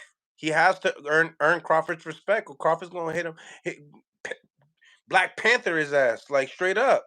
Yeah, but you know, that's what I mean. I know we're living in the moment. We think that he could take any punch now. We think that he could just roll over. You just said he beat Jermell Charlo easy. Come on. And I ain't even saying Jermell. There's a big skill gap there, bro. Nah, come on, man. You can't. No. And he don't got the Canelo punching power that he has to worry about. He does got punching power that you got to worry about. Don't get it twisted. You do.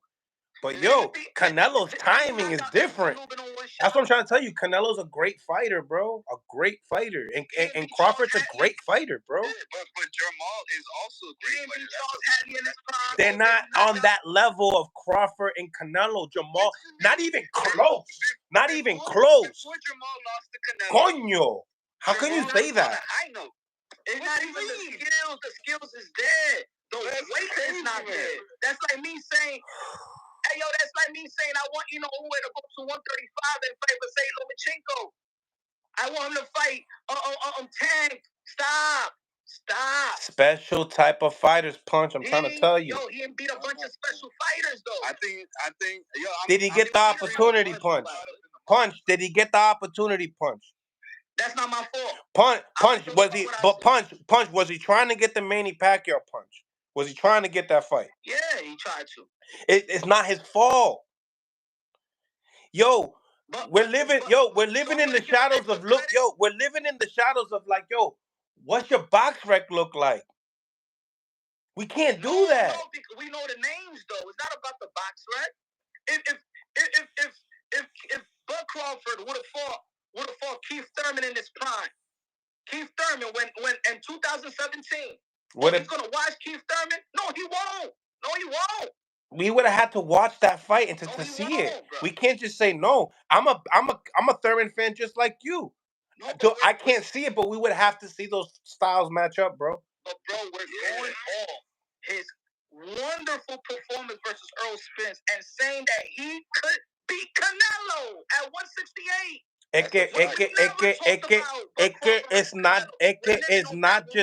It's not just Errol Spence, loco. Look at he is eliminating these guys. He got 30 KOs. Yeah, but name those guys. But just like you said, don't look at box rec and look at the people when they beat him. He beat him. He has 30 KOs and he was double undisputed. Bro, in low weight classes. Bro, 3-division champion. Bro, he didn't beat that Kell Brook that beat Sean Porter. He didn't fight that Kell Brook. That's a wild. Either way, but look what he did to Sean Porter. He made him quit. He still not the same Sean Porter that fought Keith Thurman. Okay, I know, man. I'm not gonna go off of that shit because I'm just saying that he looked good. He looked good in all his things. But look at where he fight these fighters. I don't want to take it away from Bud like that. But we talking about great fighters, and we want to compare him. Look at his resume complete. He ain't fight nobody great. He ain't fight nobody great like that. He didn't fight no pound for pound fighter. Shit, at least Teofimo Lopez beat 2 pound for pound fighters in his prime, in their prime. At least Canelo Alvarez beat Triple G in his prime. Who Bud beat? That is great. Pound for pound. No. You guys was screaming that Spence was that guy. I said that I was gonna watch him a long time. Everybody was screaming that. Nah, a lot of people was also screaming. And then before that, he cleans out the 140 division. You guys, we got to go off of what these guys, how they're moving their careers. But again, we're over here like, yo, he should have fought Keith Thurman, this and that. But yo, he had to clean up the division. Huh? Danny Garcia fought better 140 than Bud Crawford. Not my problem. Oh, that's what I mean, you see? Because No, I wanted to say the same thing you said, though. No. But at least I'm going by what we seen. You're saying that he never had the chance. That's not my fault. We seen Danny Garcia fight and beat. He got a better 140 resume than Bud Crawford. We seen Teofimo Lopez beat the man at 140 and undisputed in Josh Taylor. We did see that. Yeah, so I'm not discrediting anything that Teo has done. Could have done if he would have fought him. Yeah, I'm not gonna discredit Teo for what he has done. No, I think he's a great fighter. But no, but I'm not saying we discredit. We're saying that we're going from Earl Spence to Canelo Alvarez. I'm not saying that he can't go to 154 and compete and probably be the man at 154. I'm not saying, hey, maybe he could go to 160, but we're saying que Canelo, como Canelo, un chupapeo. Es que nunca, nadie está diciendo eso, bro. That's a hard task. But yo, today's Canelo is not the traditional Canelo we're used to seeing. Today's prices ain't yesterday's prices, bro. Exactly. So that works in my favor. In reality. All I gotta say about this man. For Teofimo Lopez and Bud Crawford, you ever seen Como like what Jackie said, right? Canelo is declining, right? But we haven't seen decline from Crawford yet. I'm gonna tell you, they're gonna say, oh, that he's 37 years old. He's older than Canelo Alvarez. Mira, Canelo Alvarez has been there with monster punches, my brother. And so now when Crawford beats up Teo, Crawford won't get the credit. No, porque no? Porque they're gonna say he was too young. Oh, come on, man. I'm gonna tell you right now, yo. Vamos a ver. It's more real. He lacks experience. Something's gonna happen. Algo va a pasar. My argument with Teofimo Lopez is his accomplishment.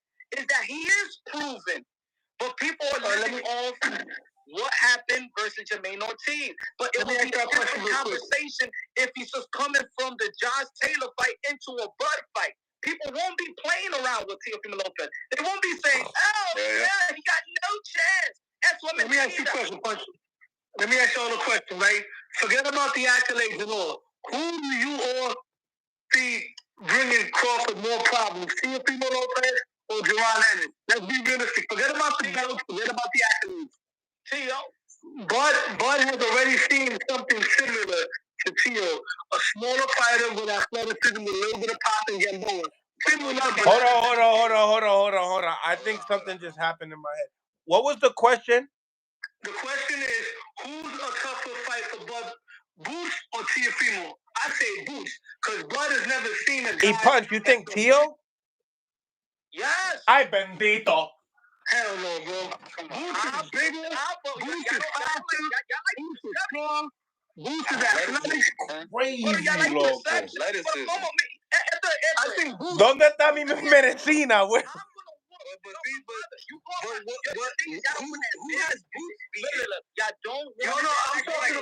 I'm talking about attributes. Y'all don't want to admit it. Y'all living in the moment. Y'all living in the moment. Bro, I'm talking about attributes. As far as attributes,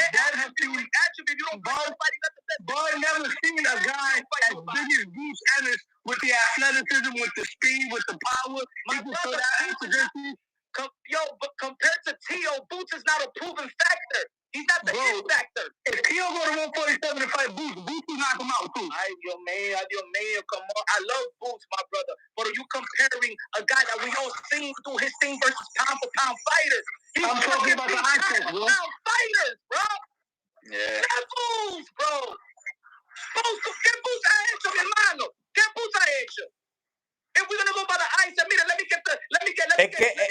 Cruz out of me. Andy Cruz beat everybody at 135 because the eye test tells me when he did the Olympics that he could beat everybody at 135. No, he has a nice little beautiful. He got a nice little beautiful movement, but we can't go out there to say he's on the Boots level eye test. No. Exactly. I'm gonna say Boots is something that Bud has never seen before. Bud has seen Teo. We're talking about the combination of speed, power, accuracy, and IQ. Yeah, but Boots has all that on the eye test. El IQ de quién? If Lomachenko was regarded pound for pound, 1, 2, 3. You can flip it around, and one of the best IQs in the sport of boxing, and one of the best footwork technique in the sport of boxing. Pero fuera un chiquito. Él era un chiquito. He's a proven guy. Ustedes me están hablando de Boots que no ha hecho nada. It's perception. I love Boots for perception. I think that Boots will compete with Crawford because he got speed and power. But speed and power against who? ¿Quién? Mi hermano. Y el size. No le importa. To answer your question earlier, I give Bud Crawford more of a chance at beating Canelo than Tio beating Bud Crawford. Have you ever seen Terry Norris against Belgian Taylor? That's what it would look like, bro. Crazy. Tú quieres matar al tío, Tú quieres matar al tío. And I'm a Tio fan, mind you. I'm one of the biggest Tio fans out there, bro. But I'm gonna keep it 100, bro. I don't think he beats Bud Crawford. I'm gonna be honest with you. But I'd rather see Tio fight Crawford than And then like when he said the eating from a straw, in my head I was like, there's only one person I'm thinking about that will be eating from a straw when it comes to those matchups there. But salute to Frank 86 for the $2. Gracias por los $2. Because we're living in the moment. Yo le entiendo porque ya don't want to admit it. I'm not a slave to the moment. Finally, some color in the chat. I'm not a slave to the moment. I understand what is good. Pero ya going to the extreme. Ay, Bob Crawford le gana a Canelo Álvarez. Ay, como si ese tigre un chompira. Ese tigre un matatán. Canelo Álvarez. Quítalo, cartelo, cállalo. Yo, boy, Yo, Pudge, you had me cracking up with that video of smacking Canelo, man. Yo, you gonna be looking like Sammy Sosa, bloody up. Yo, Pudge, you had me cracking up with that video. When you that video when you smacking Canelo had me cracking up, bro. Yo, you guys are talking over each other, chill. Dead ass, man. Mira, you Canelo Álvarez with a break. Boom, Canelo Álvarez dice, vamos a pelear coñazo. Yeah, there's no... I can't disagree, man. I cannot disagree. No. I give Canelo, Crawford a fighter chance. But it's could be Canelo Álvarez. Oye, tío. Nah, váyase para Tyson Fury, se está poniendo loco ustedes.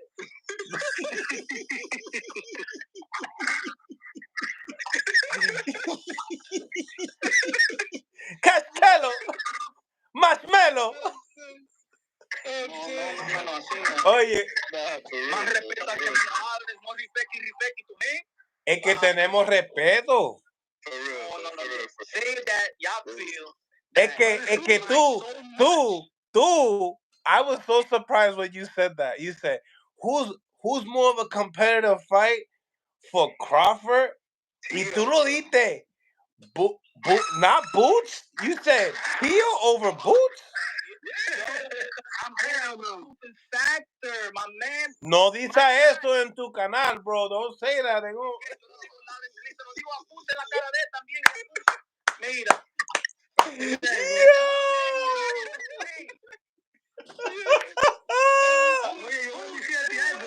Boots is 27 years old también. Ese tigre no ha hecho nada.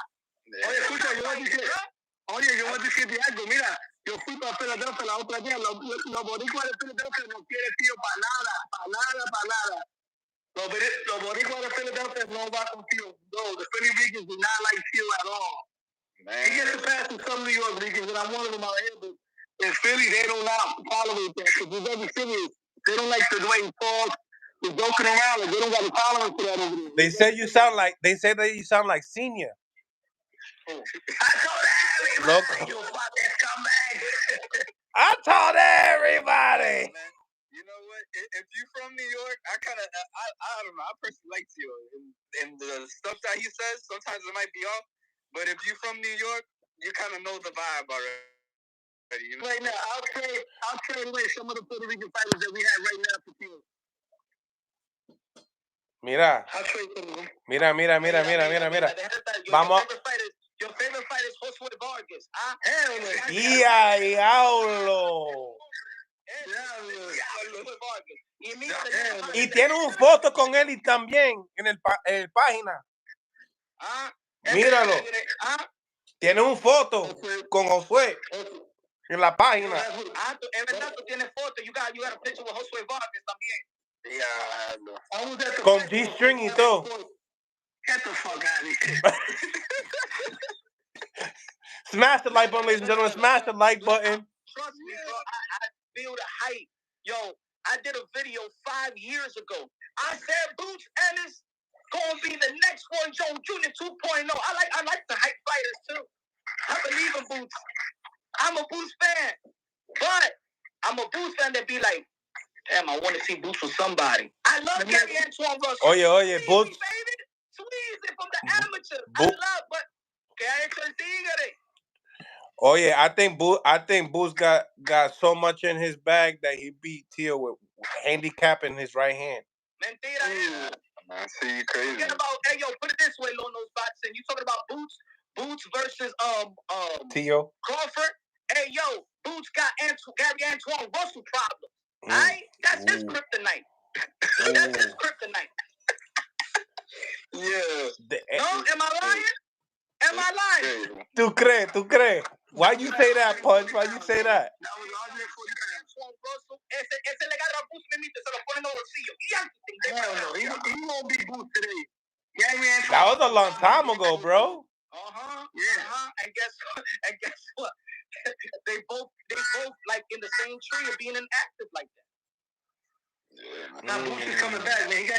He got a good contract coming up real soon on the road. Yeah, I mean that's what we all hoping for, but you know. I don't want to say nothing to that. Look to fight Stanionis. That's who I would have fought. Man, I love like a little kind of band with Boots, Virgil Ortiz, Boots versus Gary Antoine Russell. I think Tio beats Conor Ben though. I think so too.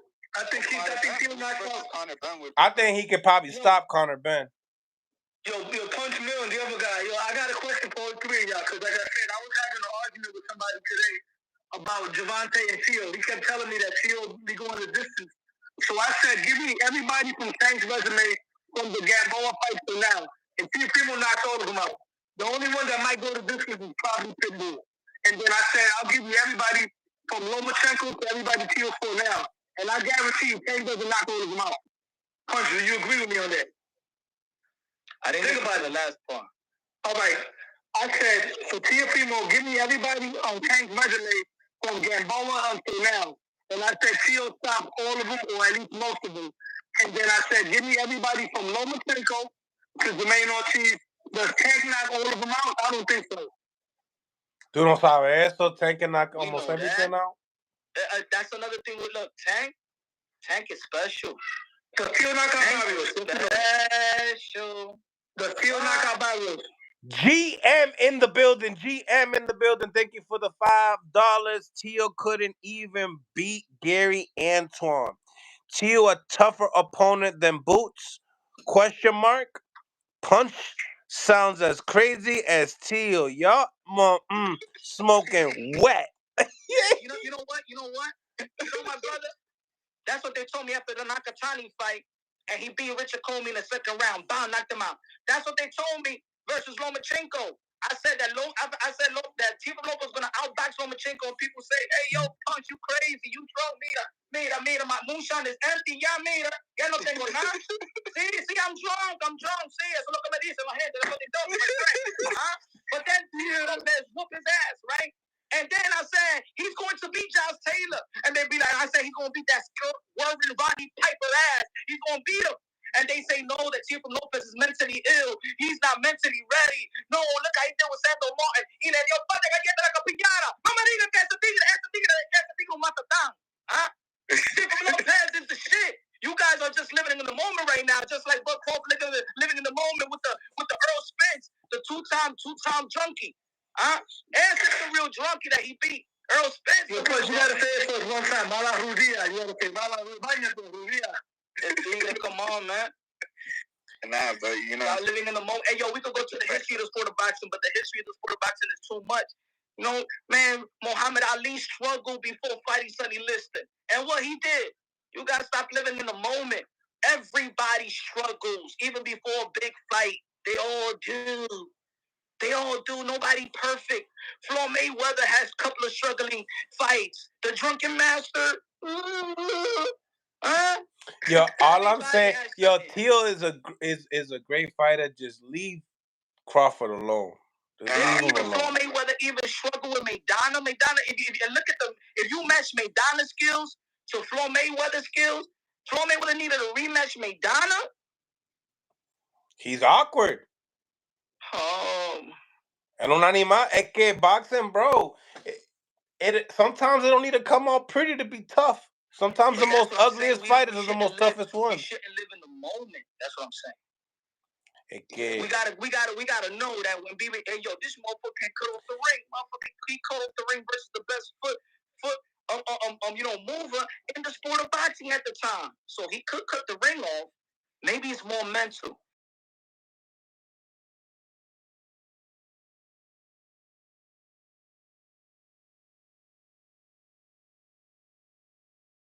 Fight well off the back foot.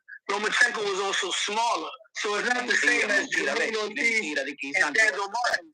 He's not. Lomachenko gives you angles. Loco. No habla de footwork con ese monstruo. The best feet in boxing. No habla. That King can do it all. Él hace el moonwalk. He could do it all. Hey, yo, my man, this guy Lomachenko was making dudes quit, bro. He made con la pie. Fighters of this generation quit.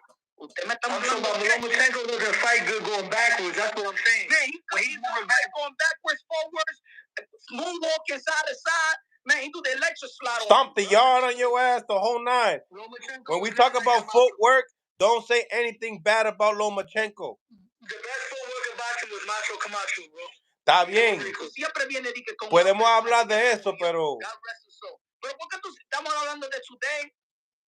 Why are you talking about some great fighters? Yeah. Because I hold them to their standards. That's what I grew up watching, bro. So when people tell me, oh, this guy's this, I'm like, listen, man, I didn't see this. When people tell me classic for a momento, when people tell me that Canelo was the greatest Spanish of all time, I say, no, Roberto Duran was the greatest Latino. No, pero aquí no estamos hablando del IQ. We're not talking about... IQ is numbers. You said Theo cut off Lomachenko. Lomachenko wasn't running away. He moved around, yes, he did, but he doesn't fight good off the back foot. He don't move around and jab. He just tries to get away. Lomachenko's not a back foot fighter, bro. Yo, he's not a back foot. Listen. I'm gonna prove you wrong. Okay, I'm gonna prove you wrong. Lomachenko first started with the back foot fighting Devin Haney, impressively taking away Devin Haney's jab in the beginning of the fight. That was fighting off the back foot. Then what had happened was Devin Haney started smudging and getting close. So now you start to see Lomachenko start using the angles more. Why? Because he's stepping in. You know? So Lomachenko is a great... He can fight in the inside. His inside work is suspect, though. I'm going to be real. His inside work is suspect. But what the thing is, but he could do it all. Él puede hacerlo. And the thing about Lomachenko, he does it within the fight. He takes your weapon away from him. He took the weapon away from Haney. That was regarded one of the best jabs in boxing. He took that away, put it in his pocket.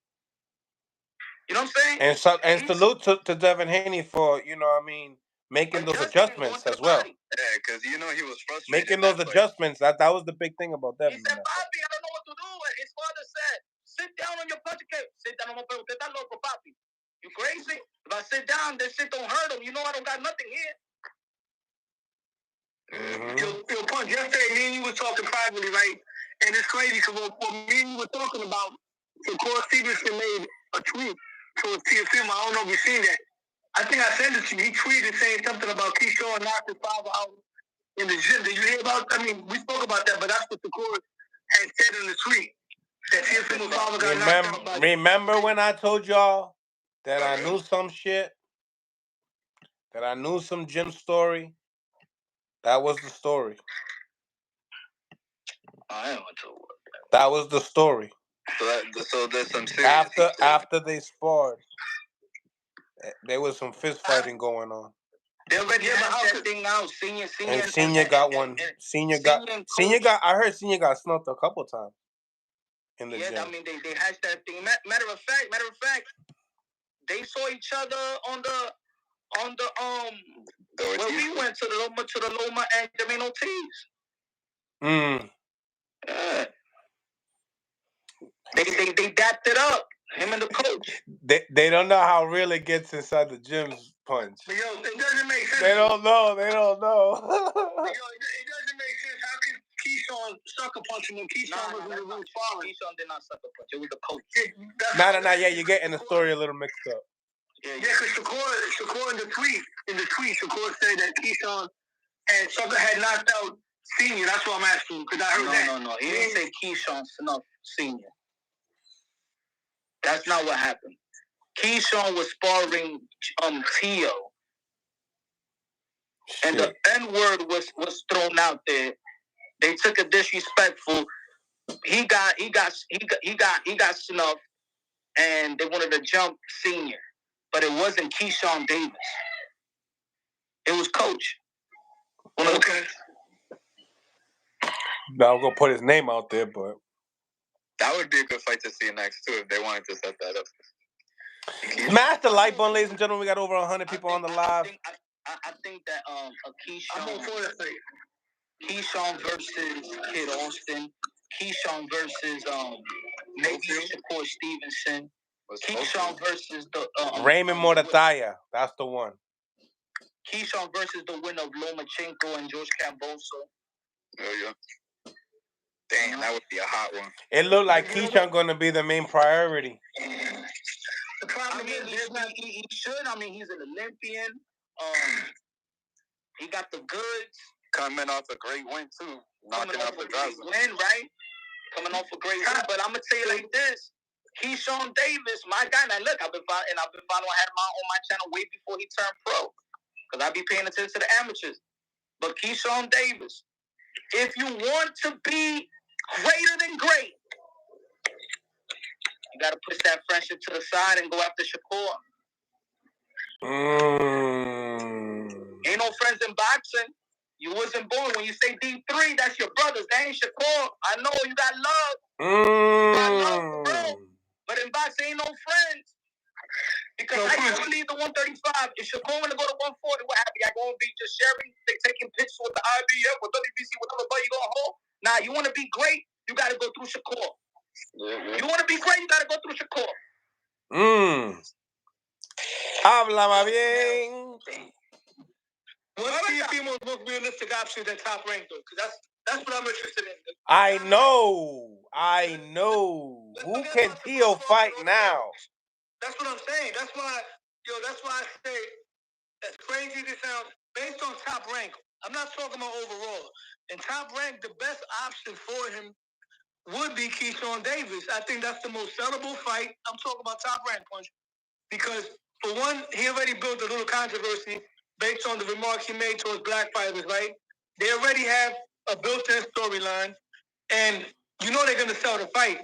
And as far as entertainment goes, even though Keyshawn could box from the outside, I don't see Keyshawn running around the ring like Jermaine Ortiz. I think he'll bang with Tio more, and that will give Tio more of an opportunity to shine and possibly pull off a Richard Comey type performance. Because I got Tio beating him.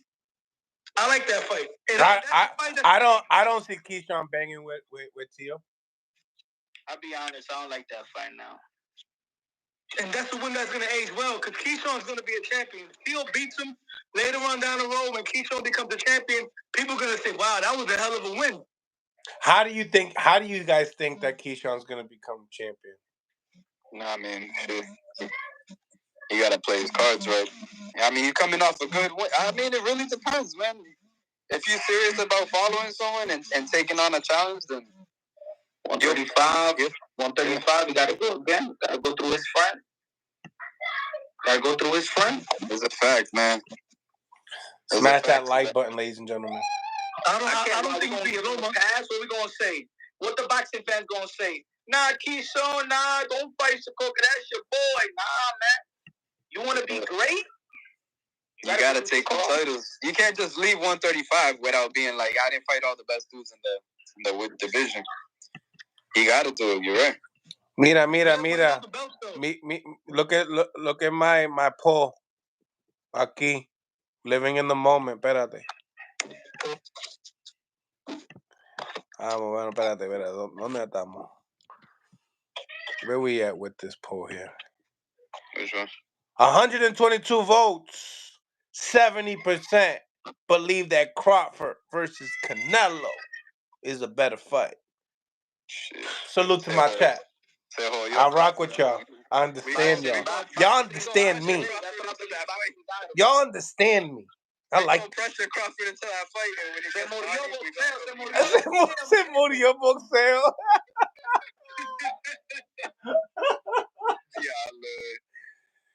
Yeah. You We got gotta pressure Crawford into that fight. We like fantasy fights. We like video game fights. okay, so no, then let's get off of it, right? Let's get off of it. Now that El Pana is in the zone, what fights do you want to see Subriel in now? He said 5-fight deal. You tell me, Punch, what's your 5 fights? Se lo voy a decir en Puerto Rican. Mira, nene. Rómpele la boquita al cabrón Marille Progre. Después tú le rompes la boquita a Hitchison en Brooklyn con los Puerto Rican. Y en 2025, Puerto Rican Day Parade, pelea con Teofimo López en Madison Square Garden. Sí puede. Sí puede. ¿Quién más? Fíjate a Liam Power fight que le rompe la boquita a ese tigre también. ¿Quién más? El otro nombre, Willie. The other name. He beats Regis. I think he beat Liam Peru. I think he beats Barbosa. I think he'll be in the Barbosa. I wanna say Jose Ramirez. Jose Ramirez versus Subriel Matias for me will be a fight of the year candidate. Puerto Rico versus Mexico, and both of these guys do bang it out. Pause. I gotta say. HLD says Matias ain't fighting nobody at the zone. He got played by his manager and Eddie Hearn. Diablo, ¿por qué tú dices eso? Now, if I had to choose the 5, not in any particular order, I'd have to say Barboza, Ramirez, Regis, Paro, and Hitchens. Those 5. And if he beats them all, he'll be exactly where he wants to be. As far as I think Hitchens will be a good fight for Matias. I still got Matias winning. I want him to win. But I think because if we're looking at the Devin Haney down the line, that would be a perfect. I don't want to say tune-up. I don't want to disrespect Hitchison, but it will be a perfect fight leading up to a Devin Haney fight. Mm-hmm. Definitely He's going to need one of those fights. He's just going to need one of those fights. Yeah, bro. Yo, I got to get off, bro. Actually, I'm about to get off, too. Thank you guys for tapping in with me. Punch, it's always a pleasure. Lono's always a pleasure. Willie. Yo, let me give you my 5 fights for Subriel. Que se vayan ustedes. Throw some holy water on that fight, yo. Crawford. Holy water on all these people. Will the Devin Haney fight happen? Between who? No. Ryan? Well, Matias? Sí. If Matias struggles before fighting, because that's how Devin Haney picks his fight. He likes to see a little his fighters struggle. Okay. Only reason why he fought Regis Progress. Only reason why he fought Lomachenko. Devin Haney knows how to fight guys that struggle a little bit. He got to see the weakness. I want to see Devin Haney fight somebody when they're at their best. Tio. See, with Tio, he didn't get beat up. That's the difference. You know, it's No. I'm talking about the big wins he got. Who, Tio? Yeah, didn't Lomachenko was dealing with that he needed surgery or he had surgery on his arm? But Tio had surgery too. No. We're not doing that. We're talking about the opponent. So Loma was hurt, and then also when I interviewed Senior, he said that Josh Taylor's legs messed up too. Coming into that fight. Tio he just came off surgery.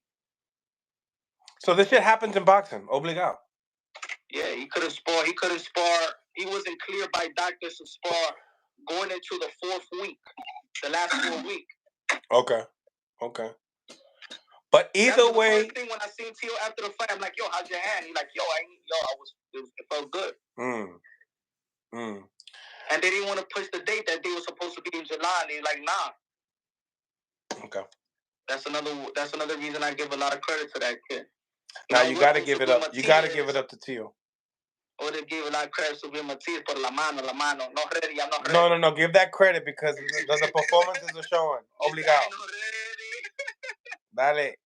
You know what I'm saying? Super entertaining fight. Yo, we got a Puerto Rican superstar in the makings. Telling you, man. Quick little Eddie better do him right. That's all I'm gonna say. Eddie, do him right. Let's go, Xander Zayas. ¿Ese que tú estás diciendo? ¿Xander Zayas? No, yo no estoy hablando de Sender. Oh, no de ese puertorriqueño. Tiene un par de años. He got some time. I mean, not that much time, man. You need to get busy. Edgar Berlanga be fighting. That's who you talking about, Edgar Berlanga? Edgar. Me engancho ahora mismo. ¿Qué pasa aquí? I'm out of here, man. Suave. Mira, Lonos, dame tus 5 personas de Subriel. Give me your top 5. Give me your top 5 for Subriel Matias. Go. It's all you. I'm gonna go by realistic. Realistic, that's it. The zone. Golden Boy, yeah. Liam Parrow, Richardson Hitchens in Madison Square Garden, Puerto Rican Day Parade weekend. Regis Prograis in Puerto Rico. Jose Ramirez, Madison Square Garden. And 5, Arnold Barboza. Okay. Now to the chat. Nothing wrong with Edgar Berlanga, still in development. I'm a fan still just because he's Puerto Rican. I just feel like when we speak upon his name, we speak upon all the Puerto Rican champions that are not right now and contenders. I mean, just like HLD said, guys like Xander Zayas, they don't need no guys for me to just hype them up. They got the talent right there. Now, when it comes to Edgar, I feel like the way Top Rank managed him, I feel like they didn't know justice lining up those 16, 18 KOs straight up. I think that they needed to raise his stock just a little bit more when it came down to competition to prepare him for, some of these big fights that he wants in Matchroom. So no shade to Edgar Berlanga. I mean, I'm always going to support. But we got to keep it 100 here on Millcityboxing. You know what I'm saying? They're still in development stages. So it is what it is. Can't wait to see his development. Hopefully it happens real soon. But I'm into the guys that are doing it right now. Oscar Colasso, Bomba Gonzalez, Subriel Matias, Amanda Serrano, you know what I'm saying? Manny. I'm going for those guys right now because it's their time. Nothing wrong. And then I got prospect. I got some contenders that like Xander that I feel like they up next. I also got that dude. His name is Najee Lopez. I think that he's a nice little light heavyweight. Need to see a little bit more from him, but he's definitely that guy in pro box right now. But we're just speaking about Puerto Rican fighters. We don't just talk about Puerto Rican fighters here. We talk about all the fighters here. But regardless of the fact, salute to everybody that's here. Everybody from Puerto Rico. Everybody that's from from the Mill City. Anybody that's that loves boxing. I appreciate each and every single one of y'all. Salute to all my members in the live as well. God bless. On to the next. We'll be back with another one real soon. Much love to y'all.